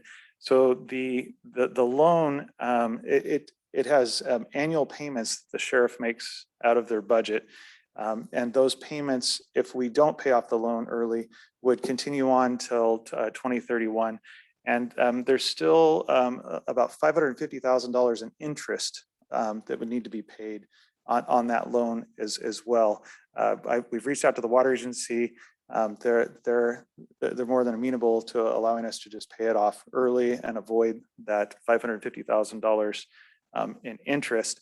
And what that does for the Sheriff's Department is it frees up that annual debt service payment that they had to make out of their budget for that loan. And instead they can reinvest that into additional services to the public. And then this is just the basic math, but if the board is so inclined to appropriate the 2.8, the 5, the 1, and the 3.5, that would still leave 1.7 million sitting in that bank of funds from previous fiscal years that would be unappropriated at this time. So let's see here. Another item that was contained in chapter 5.60 of the ordinance code, and it was something that was very important back to accountability, was making sure that the public knew how these funds were being appropriated and spent. And so in that chapter is a citizens oversight committee, and this would be the committee would be appointees of the Board of Supervisors. The appointees would need to be residents of the unincorporated area of the county. It's not district specific. It would be 5 at-large members, but all need to be residents of Yuba County in the unincorporated area. And this committee would be tasked with presenting an annual audit report to the Board of Supervisors on the use of the Measure K funds. And the way it's outlined in the ordinance is that audit report is due within 90 days of the end of a fiscal year. And so since this will be the first fiscal year that funds will be used, then that deadline would be September 30th of 2022. And what I would recommend to the board on this item is that currently there are no appointees to that oversight committee, to solicit for interest in that committee and appoint 5 members so that we can begin kind of preparing for this report on the use of funds. All right, so in summary, and this is for our discussion today is what I'm soliciting from the board is some direction and feedback on appropriating that's the estimated $6 million in the current fiscal year, determination on how best to distribute the 14 million that accumulated in past fiscal years, and then the oversight committee direction on whether or not to move forward with that at this time. And with that, Through the chair, if you can go back 4 slides. yes. This slide or the? So this slide's fine. So the 5th and 6th bullet, can you give me for county council perhaps some examples of essential services that the council will be able to provide or that they are currently providing? So I can see the essential services link. Oh, absolutely. That position, what we're looking at is dedicating it to sheriff, probation, district attorney, and public safety related matters. So it might even involve fire districts if an issue came up. But that position would be dedicated. It is time studied. So at the end of the year, the oversight committee would be provided with basically the timesheet showing that the time was dedicated to those departments and public safety related items. Now the description won't be, that's attorney-client privilege, attorney work product, but it will show the date, the department, and the amount of time expended so that the oversight committee can see that we are dedicating that deputy to those positions. And by way of example, some of the things we deal with is personnel related matters for the sheriff's department, district attorney, or probation. Our office is involved, as we often preach, and we work with HR hand in hand. The earlier the better when we have issues come up. We also handle a multitude of Public Record Act requests, which, as you can see, the legislature has really directed an assault on peace officer personnel records, which previously were confidential and required a motion to the court to get. The legislature has changed that, and we are seeing, as a result of that, increasing numbers of Public Record Act requests. We have a very large Public Record Act request right now for the district attorney's office, and that requires our office to go through redact, do things of that nature. So those those are some of the big ticket items. We're also involved in when projects come forward, such as the jail annex, the jail expansion. Our office is involved. We were involved with negotiating with the Judicial Council because, as you know, the court is right there. So we had to get some reprieves from Judicial Council. So it's a lot of things that you won't see publicly, like deputies on the street, but the Deputy County Council will be dedicated to that and also to the jail. I can say on almost a daily basis, we are responding to class counsel who monitors our compliance with the amended consent decree. It is our hope that by increasing our responsiveness, we will be able to, at the end of that, let's see, January 2023 is the 4th year of the amended consent decree. And we are hopeful that we can either bring it to a close or narrow the scope of it. And this position will assist with that because it is quite onerous at times. A good example is when we had COVID in the jail. And I know myself and my chief deputy worked through the holidays every day because we had to be responding to class counsel who was saying this person isn't getting that, that person isn't getting this.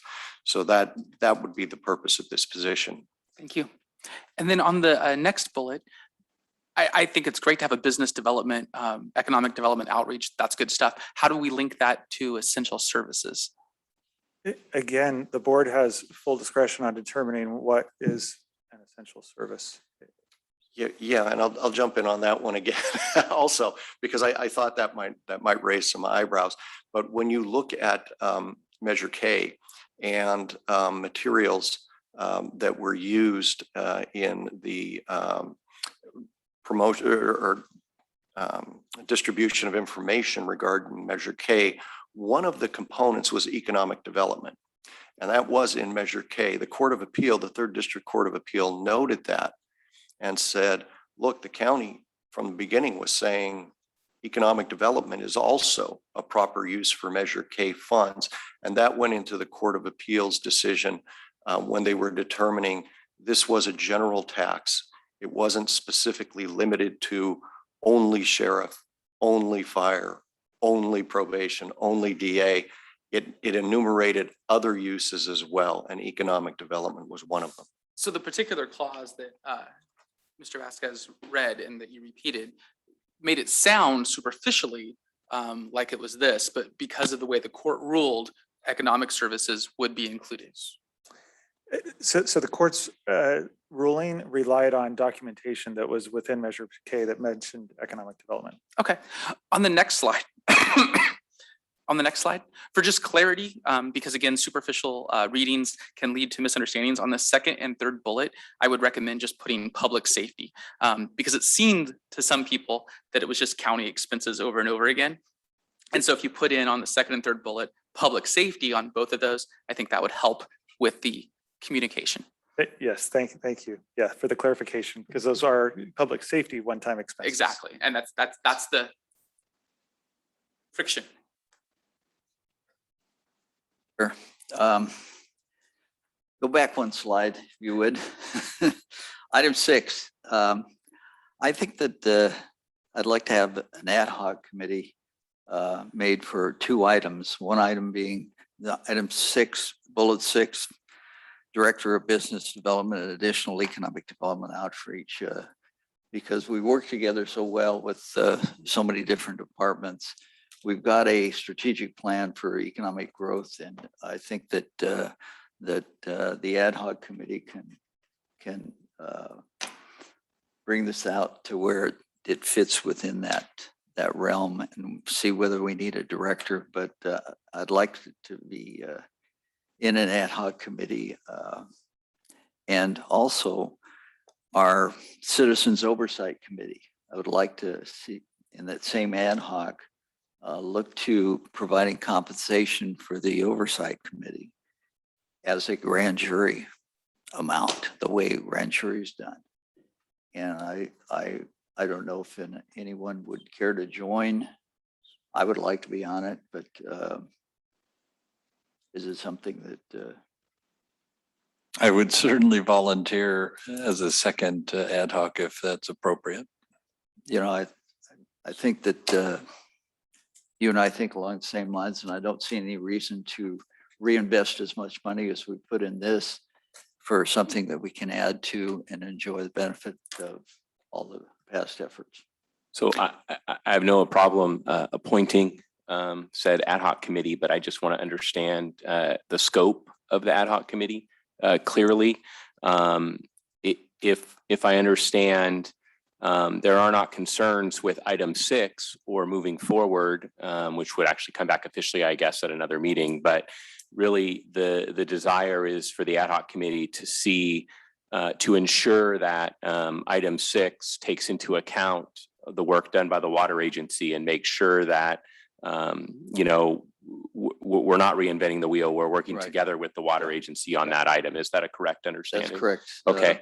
And then I do have just personally, I have one concern about providing, and legal counsel may have other concerns, but and the ad hoc committee can talk about this. I think that's great to hash it out. But I just wanted to share, I do have concern about paying the members of the Oversight Committee. I have a feeling that the public might look at that and say the county's giving them money, so therefore they will be less honest and less truthful about how the money is being spent with respect to Measure K. And so again, I think that's something that the ad hoc committee can talk about, but that is a concern that came to my mind as soon as I heard that. Not that We'll I want bring their, that I understand the their time, discussion. but The ad hoc committee will bring that in Okay. discussion and go that. But I think that showing that we don't need to duplicate efforts and we can provide something that happens now, and we don't have to hold up any of the fund distribution at all. And we can do that in the ad hoc committee. So okay. So I'll appoint Supervisor Vasquez and Supervisor Fletcher to that ad hoc committee. thank you. All right, thank you. I just took a quick look at chapter 5.60 when that discussion was going on, and it didn't specifically call out compensation to the committee members, but council and I can obviously work with the ad hoc committee on is there an appropriate stipend or something to cover costs associated with participating on the committee. Absolutely. So as part, and maybe this is the pie chart is the simplest, but for the current fiscal year, it is getting a direction from the board on the percentages really helps staff in putting together a follow-up item on the, back to amending, position allocations to specific departments and budgets, et cetera. And so having some direction from the board on whether these percentages recommended for the current fiscal year makes sense. Would be helpful. Comments from the board? Do we need a consent? Just want a consensus, or do you I need a think motion? it's just consensus is what we're looking for, right? The agenda item as written does say take action Okay. as appropriate. So if the board is inclined to proceed by motion, the agenda item certainly would provide for that. Okay. I have no problem proceeding by motion. So if, Okay, I'll make the motion. I'll second that motion. okay, I have a first from Supervisor Vasquez, a second from Supervisor Fletcher. Since there is a motion, I will ask for any public comment, and the public comment that I'm asking for at this time is specifically related to this broad allocation of funding in the current fiscal year. So any public comment in the room? I can't see Zoom, so Rochelle, if you let me know if there's any public comment on Zoom. I need to open something up here.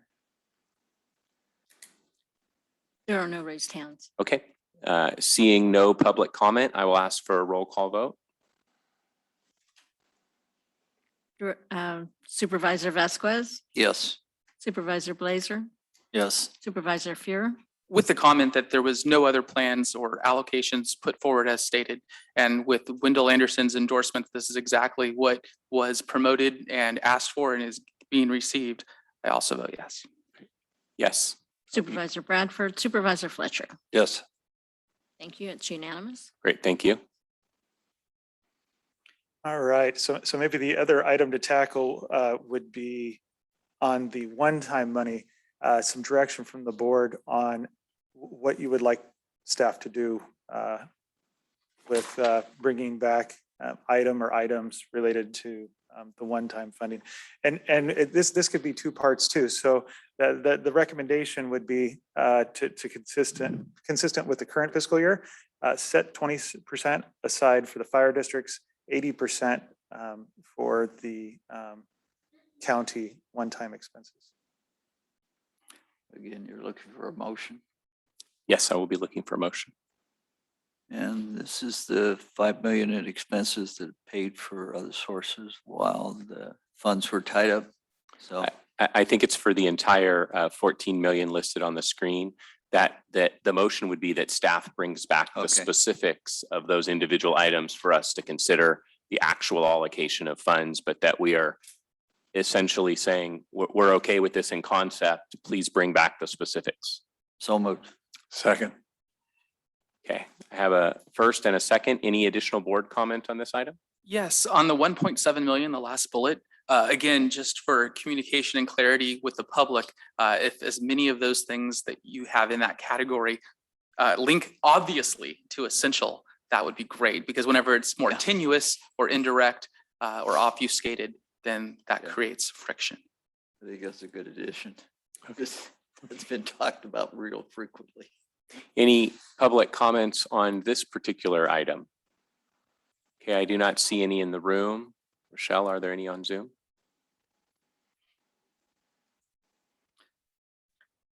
No. Okay, seeing no public comment, roll call vote, please. Supervisor Vasquez, Yes. Supervisor Blazer, Yes.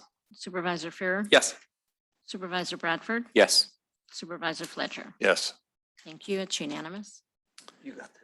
All right, and so the final item, and based on the formation of the ad hoc committee, I guess we could discuss whether or not you would like to have the ad hoc committee bring back recommendations to the full board before proceeding with soliciting for the 5 open positions. Would the board like to start soliciting for the positions even while the question of compensation is outstanding, or do we wish to hold off until that question is settled and then solicit applications? Well, I'd like to get it started as soon as possible. I also like to start soliciting as soon as possible. I think that makes sense. I'd get that information out as quickly as possible. Okay, I agree as well. So I guess, you know, we took motions for the other one, so I think just for consistency, maybe we should take a motion for this one too. So moved. Second. Okay, I have a first and a second. Supervisor Fletcher, sorry, Supervisor Vasquez and then Supervisor Fletcher. Any public comment from the room? Okay. Any public comment from Zoom? Okay, seeing none, roll call vote, please. Supervisor Vasquez, Yes. Supervisor Blazer, Yes. Supervisor Fuhrer, Yes. Supervisor Bradford, Yes. Supervisor Fletcher. Yes. Thank you. It's unanimous. Great. All right, well, thank you, board. That item, I might have underestimated the 20 minutes. Apologize for that. Just a small wee bit. And I know that the next item is mine as well, but I guess it'd be through the chair of whether or not a break is needed. We're 2 hours in, or would you like me to proceed? We could, okay, looks like, 5 minutes. looks like we're interested Okay. in moving on. So we can proceed. I just, not to take too long, but I just want to thank staff for all their work on that. It's been a long time coming. I thank Supervisor Fuhrer for his questions today. I think they were excellent. I think they went a long way towards reassuring the public. And I really appreciated the question that he asked of the sheriff and the sheriff's response. You know, and that's absolutely how I see this as well. I was very active in the Measure K campaign because I believe that you know, this additional revenue is important for our residents, and I believe that the proposal that was before the board today aligns with not only the measure, but what we shared with the public in 2018 was our intention of how to spend that money. And so thank you. I know The board directed staff to bring before us something that aligned with obviously the legality of the measure, but also what we had told the public. And I think that's exactly what happened. So thank you. Okay, so next up is item 537, 2021, County Administrator, adopt resolution approving the proposed Regional Waste Management Authority Fourth Amendment and restated Joint Powers Agreement and Regional Waste Management Authority amended Regional Agency Formation Agreement and authorize the County Administrator to execute. Yes, good morning, Chair, members of the board, Kevin Mallon. So this item, I think I had a 10-minute estimate. I'm hoping that it will be less than that. But I will give you the Cliff Notes version because essentially solid waste management is something that the 6 jurisdictions within Yuba and Sutter counties agreed to work on collectively dating back 3 decades. And what's happened over this past 3 decades is management of solid waste has become increasingly complicated.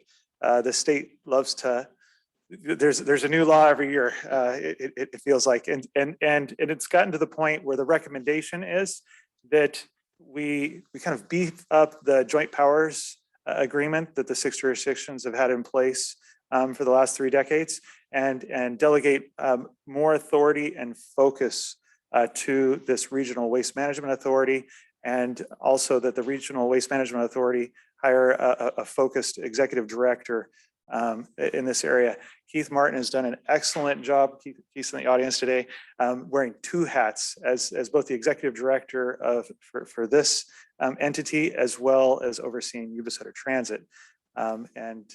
Keith, am I stealing your thunder? Keith is not.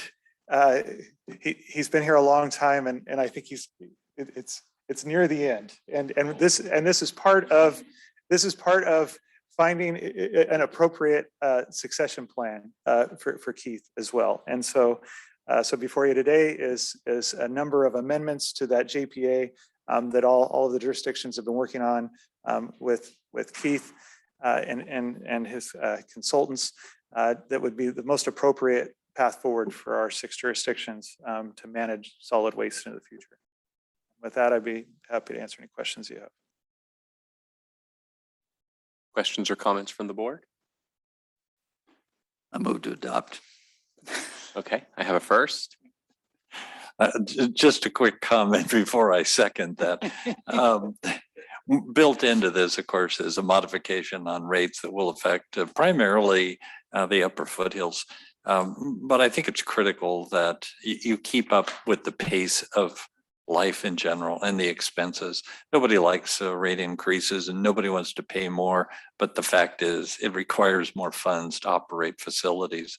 And I think I heard that from Keith somewhere along the line over the last 7 years. So I will second that. Okay, I have a first and a second. Any public comment on this item? Do not see any in the room. I do not see any on Zoom. Roll call vote, please. Supervisor Vasquez, I would not like to have your gas bill, Keith. That's a yes for me. Supervisor Blazer, Yes. Supervisor Fuhrer, Yes. Supervisor Bradford, Yes. Supervisor Fletcher. Yes. Thank you. That's unanimous. Great, thank you. Next, moving on to item 530, 2021, County Administrator authorized creation of an agency enhancement grant program administered by the Yuba Sutter Food Bank, providing subrecipient grants to local food pantries, live-in facilities, and soup kitchens in response to the COVID-19 pandemic. Adopt resolution authorizing the county administrator to enter into an agreement with the Yuba Sutter Food Bank to administer subrecipient grants not to exceed $25,000. Through the chair, you received an additional material item on this item showing Speak in the an microphone, attachment I A. can't hear you. It was not included when the agenda originally went out, but was subsequently added. So it would not be in your paper packet. Supervisor Vasquez, attachment A is an additional item related to Okay. this agenda. All right. Absolutely. Good morning, Chairman Bradford and members of the board. Rachel Downs, Project Manager from Community Development. Thank you so much for having me this morning. I will be brief as well, just in the interest of time. I also want to mention I have Michelle Downing on Zoom with us today to answer any additional questions or provide additional information about this program. So we have the opportunity to come before you today to speak about an agency enhancement grant program enabling the food bank to provide subrecipient grants to nonprofit food pantries, live-in facilities, and soup kitchens that serve Yuba County residents. This will enable them to make up for lost revenue during the COVID-19 climate, mostly due to an inability to fundraise, increase their capacity, or make capital expansion improvements.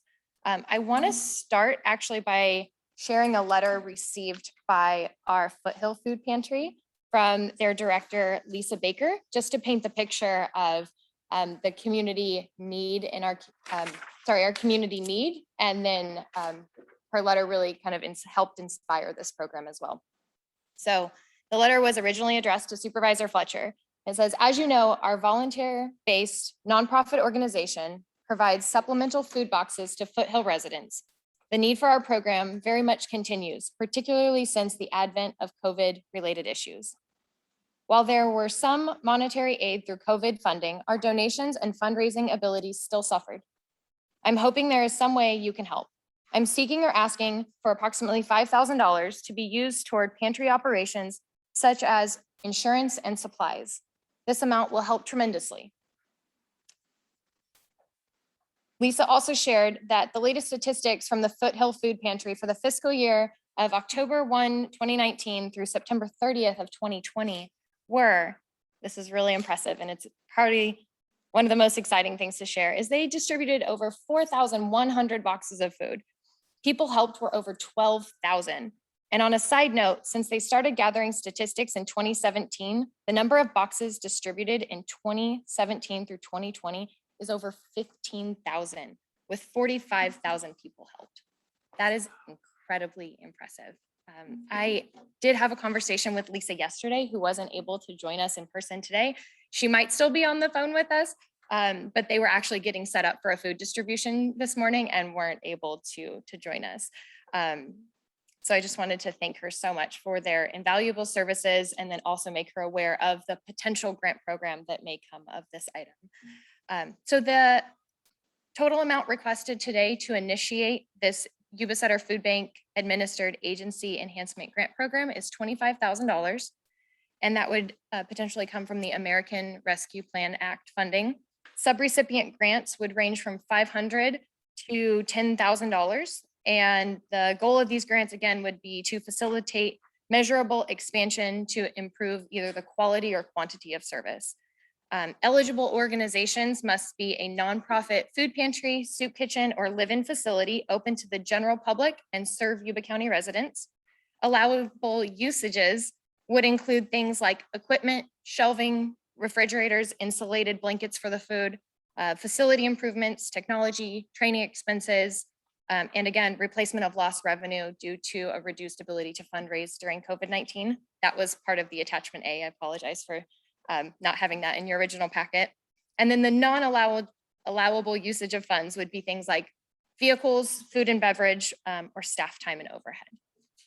And lastly, just in conclusion, we ask that your board make a finding of public purpose and authorize the county administrator to sign any required documents to enter into a funding agreement with the Yuba Sutter Food Bank in substantial conformance with this program. And then again, I have Michelle online if there's any other questions for you. Does the board have any questions or comments? Through the chair, has she sent any information to the water agency to see if the water agency wants to also participate in something similar to this in the foothills? No, the request came directly to the county, but we can definitely reach out to the water agency to see if they'd like to assist. I don't think people understand the level of poverty in certain areas. I spent 4 years in the foothills with a teen center, and you have kids with no clothes, no socks, no underwear in the snow.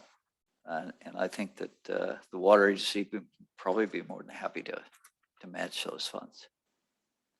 So, yeah, if we could send that information to Terry Daly. If I could, through the chair, just to kind of follow up on that, the $25,000 is something we worked with the Yuba Sutter Food Bank on is kind of an initial kind of starting point. And based on demand, if the demand exceeds 25,000, that might be an appropriate time to see if the water agency is willing to help cover that Just get the overflow. information to the water agency. I've been out there before, and when you have kids sending boxes out, and when the kid runs up and says, "Hey, look, mommy, toilet." You've got a big problem, but they don't. They're proud people that don't have sometimes. So I'd like to.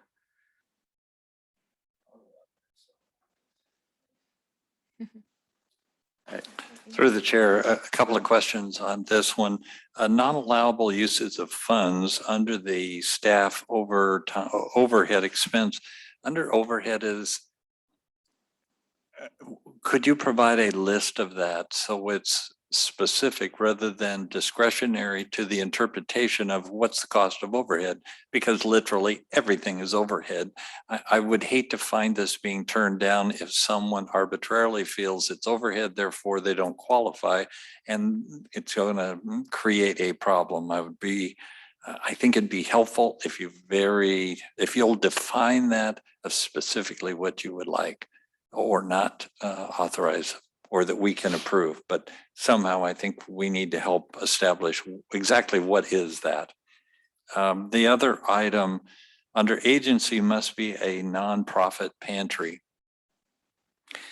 So are you saying it must be a 501c3, CB, a 6C? Which ones qualify or not qualify, or are they just nonprofit? Again, the problem you can run into this is the cost of setting up a 501c3 is in some cases prohibitive. One I'm thinking of in Brownsville, I'm not sure, and I don't believe they are a 501c3 yet. There is a nonprofit.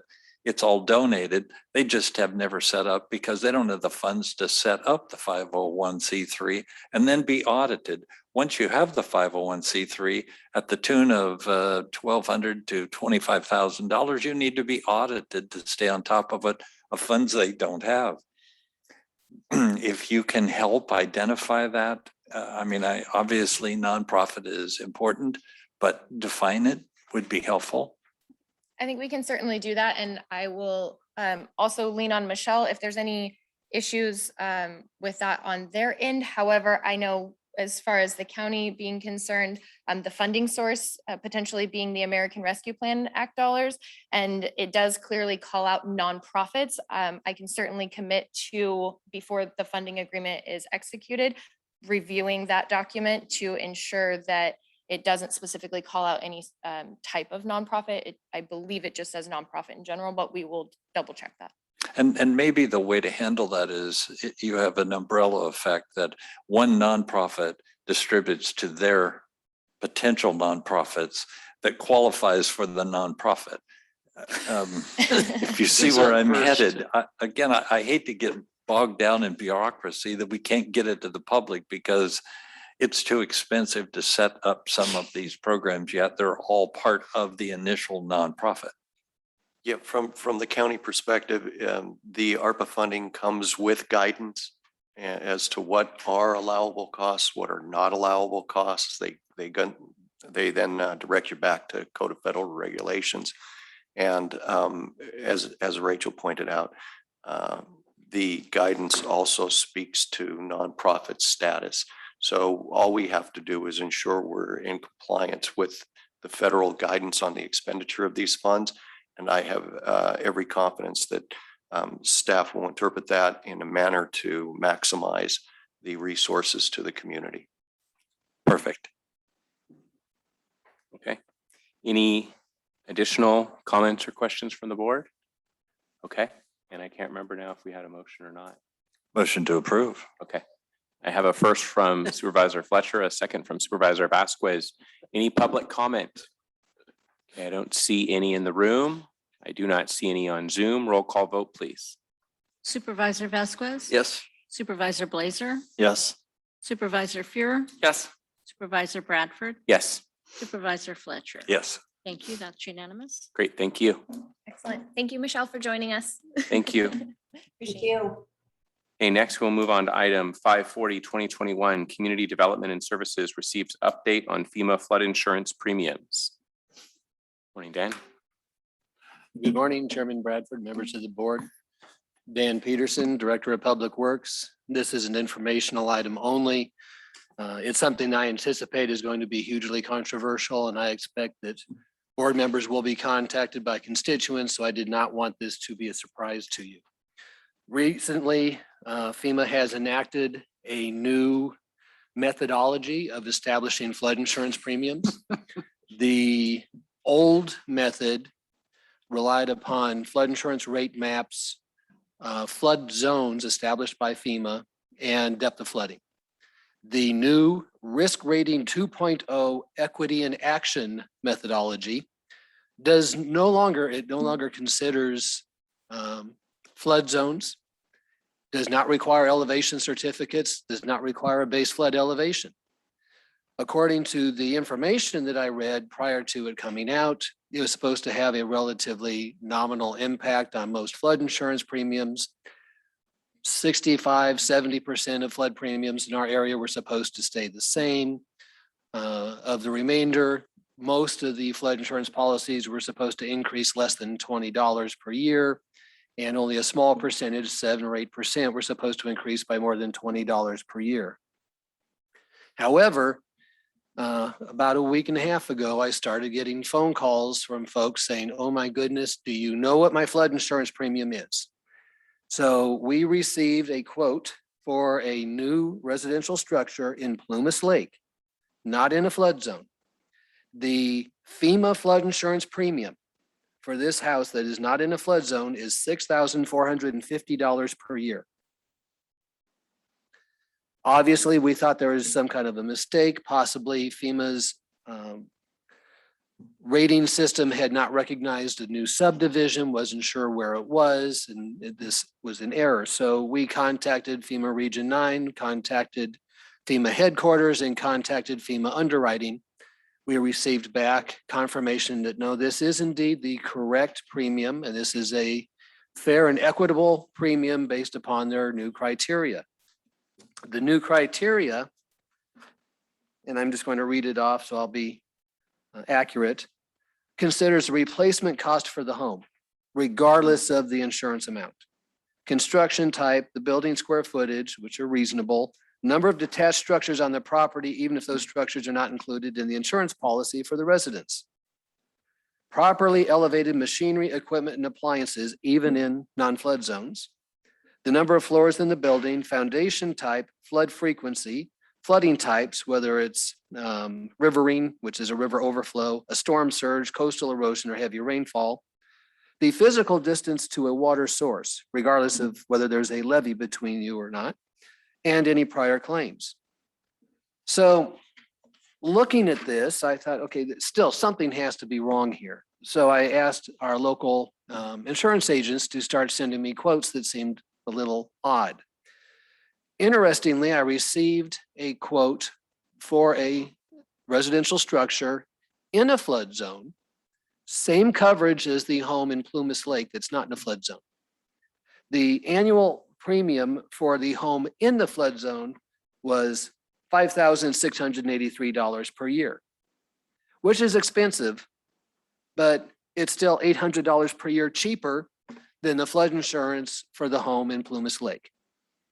So based upon, what I've been seeing with these submitted flood premiums, flood insurance premiums, the conclusion is that the existing rates are going to stay the same for renewal policies for the next year. Starting in April of 2022 or somewhere around there.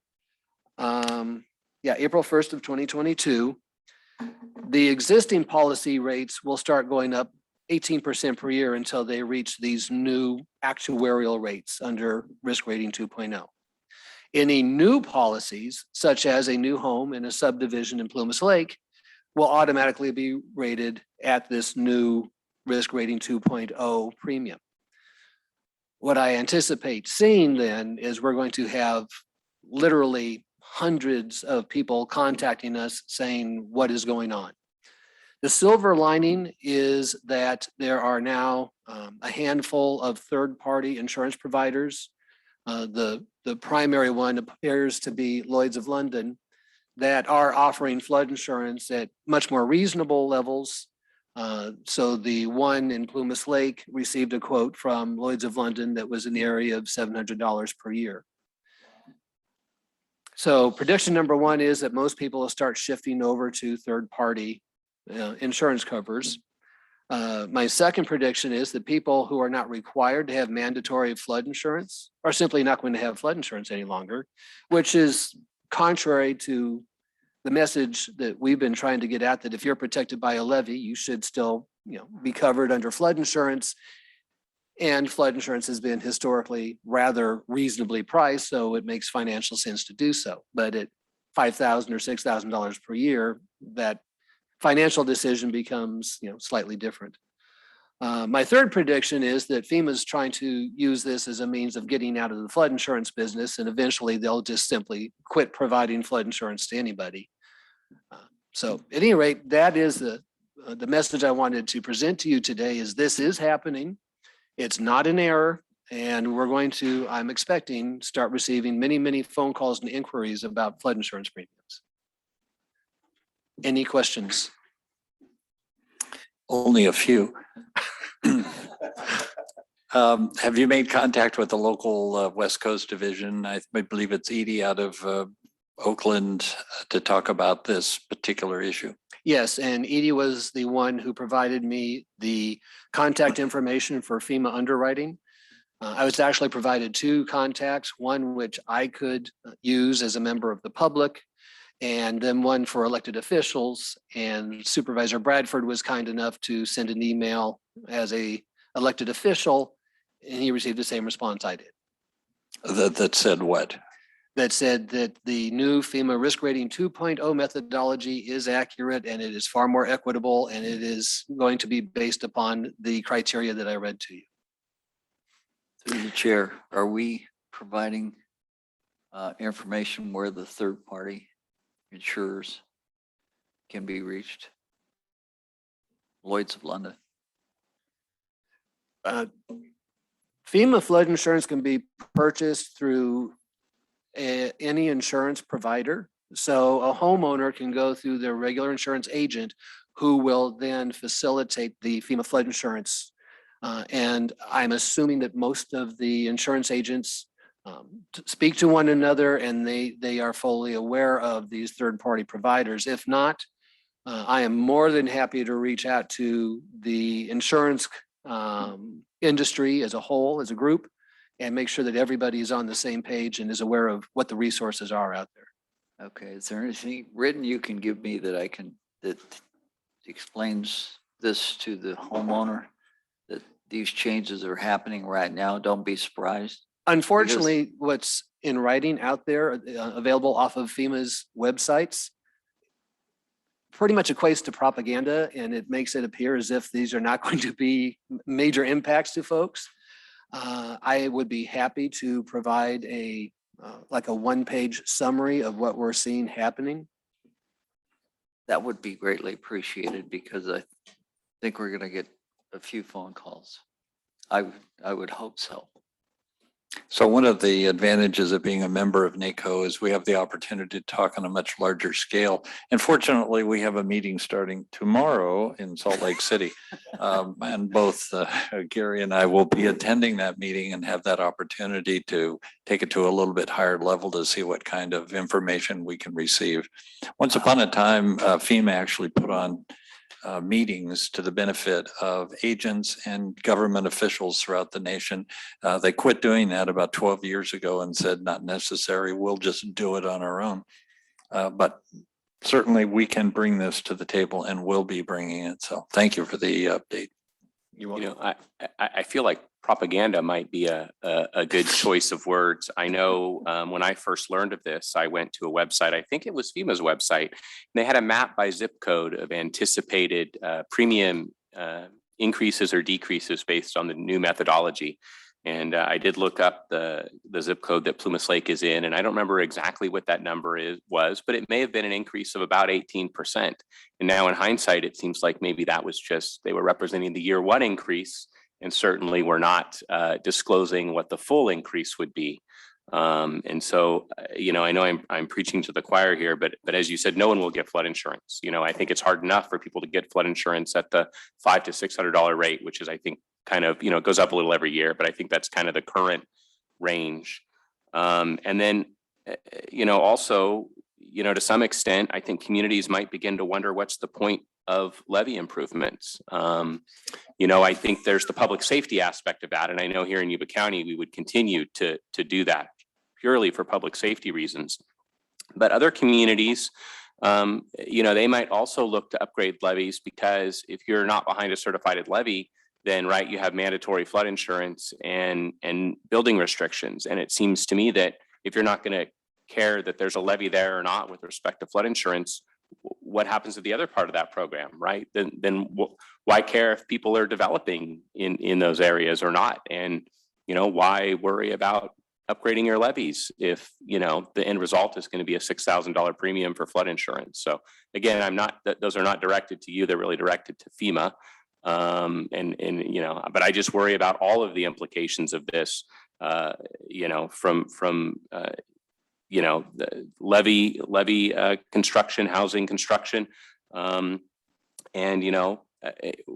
When there is a flood, no one having flood insurance, because why would I at $6,000? I mean, that's just unreasonable. And like you said, you go to a private insurer and you can get it at what's a more reasonable rate. And I know it should be based on actual risk. And, as we've seen in the foothills, situations where, fire insurance risk is high and rates have become extraordinary. And I'm sure the same thing's happening there too, right? Is that it gets beyond the affordability for someone that they make a conscious choice to not have insurance. And that would certainly be happening. So anyway, I'll quit rambling on about that and see if there's any other comments. I'm just startled that a government agency could be guilty of propaganda. I wondered suddenly how widespread that might be. Could it be more than one? What sort of propaganda could they be engaged? To the chair, actually, you've made a number of good points. FEMA, the flood insurance program, the National Flood Insurance Program, is really a triangle. It's got three sides to it. The side number one is floodplain management, controlling and regulating development in a floodplain. Side number two is floodplain mapping. Side number three is flood insurance. And all three used to depend upon one another. Interestingly, this risk rating 2.0 has disassociated the flood insurance program from the mapping program by saying we no longer consider flood zones. So it is a very, from an academic point of view, a fascinating departure. From a practical on the ground point of view, I don't think this is going to be sustainable. My guess is that just what happened after the Bigger Waters 2012 Act completely changed how FEMA did its floodplain regulations. I believe that there's going to be enough of a backlash that Congress will go back and adjust risk rating 2.0. Okay. Well, I also Don't have count on it. I believe it's later this month. Yeah, later near the end of this month, I'll be participating in the virtual Cap to Cap this year with the flood team, and we'll be speaking to federal members of Congress and federal departments on flood-related topics. So I'll make sure and bring this up to that team as well and to those individuals we're meeting with. So, Thank you. okay. Thank you very much, Dan. We'll await the letter. Okay, next up, item Better 540. hurry. 545 2021, County Administrator, approve and authorize chair to sign first amended Community Development and Services Agency Director Employment Agreement. Yes, good morning, Chair, members of the board, Kevin Mallon. This item is essentially an administrative cleanup of an item that was previously discussed with the board. It had to do with the way we had calculated the salary for the Community Development Director position and PERS interpretation of what was could be what portion of the salary could be I guess the term, what we call it PERSable, but essentially it could be applied towards your retirement versus what they would not apply towards your retirement. So some cleanup needed to be made. The board already approved the change in the salary on the salary schedule, and then this cleanup would put the contract with Mr. Lee in alignment with the new salary schedule.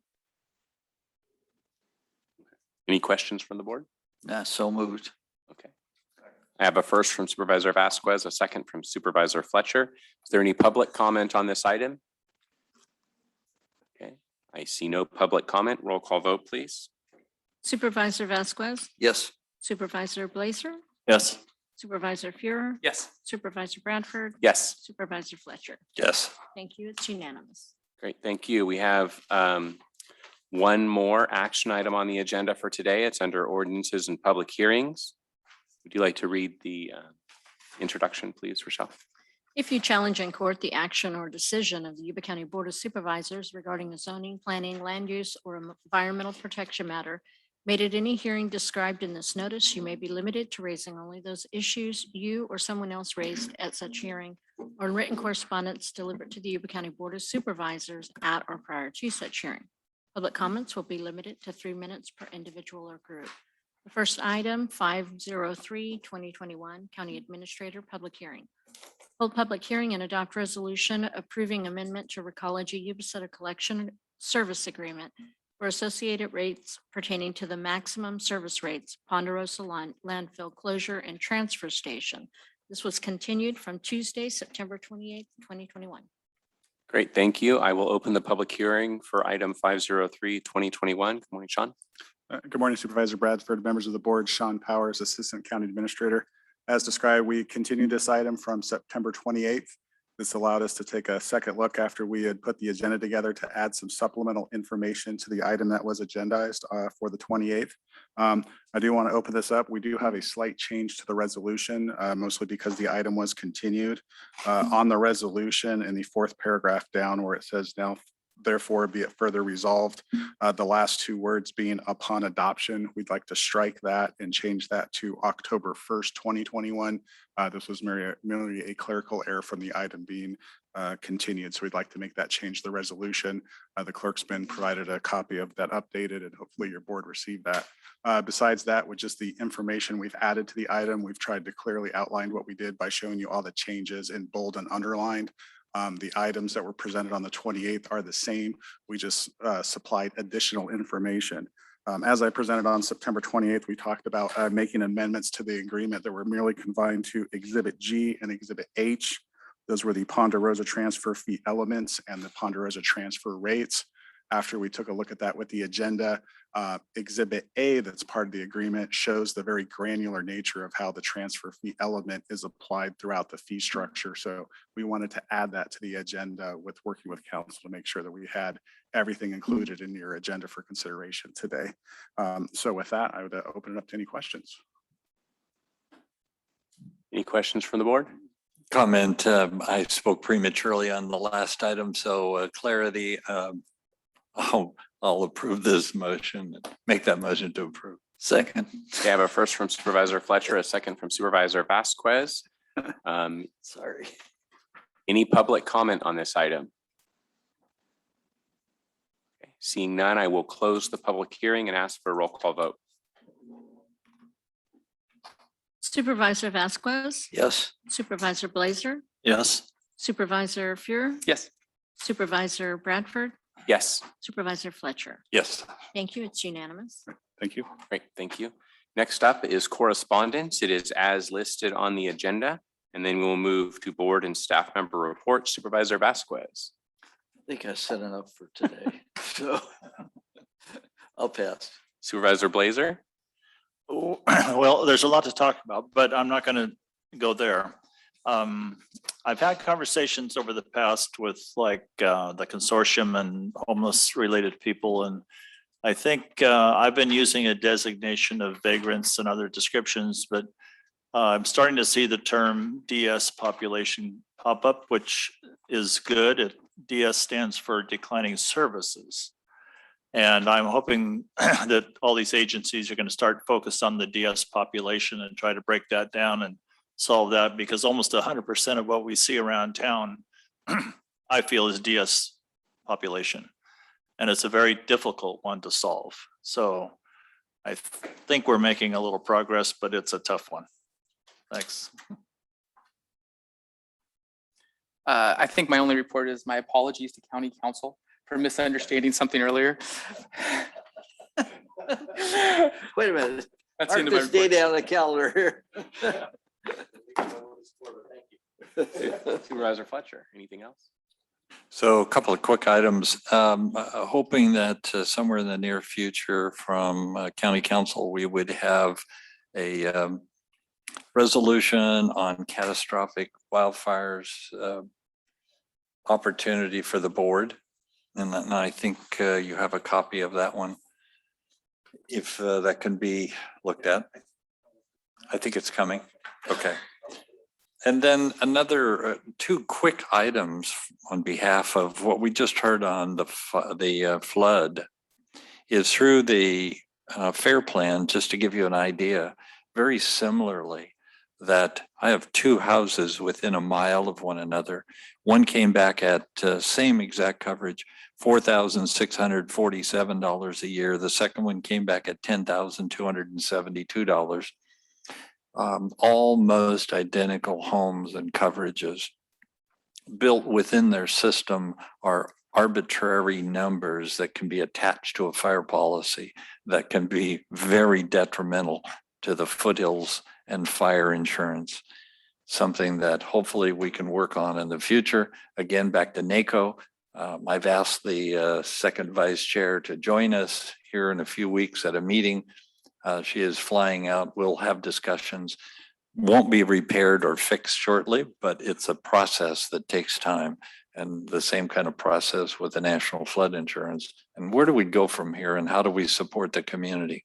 But these are the things that are crossing my mind on a daily basis. Great, thank you. Council, anything? Nothing, thank you. CA Mallon? CAO Mallon? CEO Mallon, yes. I just wanted to draw the board's attention to that very important item on the leatherback sea turtle. No, on the announcement of the clerk recorder's retirement, that she announced that she would retire effective December 27th of this year. Her term does not end then, and so that will make it for a decision of the board on whether to appoint or not for the remainder of her term.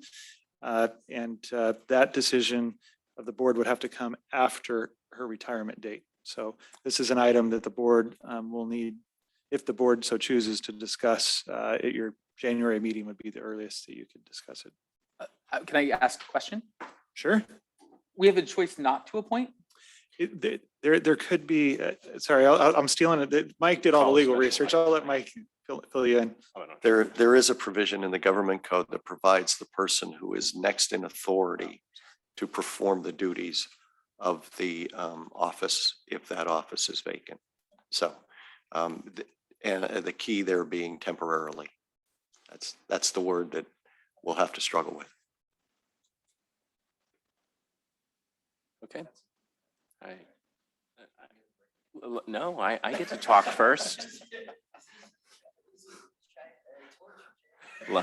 Like, you know, I had an entire 2-page thing to talk about, but I'm going to go ahead and I'm going to go ahead and skip that, and we'll have a break, and actually we will it's not adjourn. We will recess, and when we come back from recess, we will go into closed session. And the closed session items are listed on the agenda. So, and then of course we'll report out publicly at the end of closed session. So let's do a 5, if we need it, 10-minute break, and then we'll see you in closed session.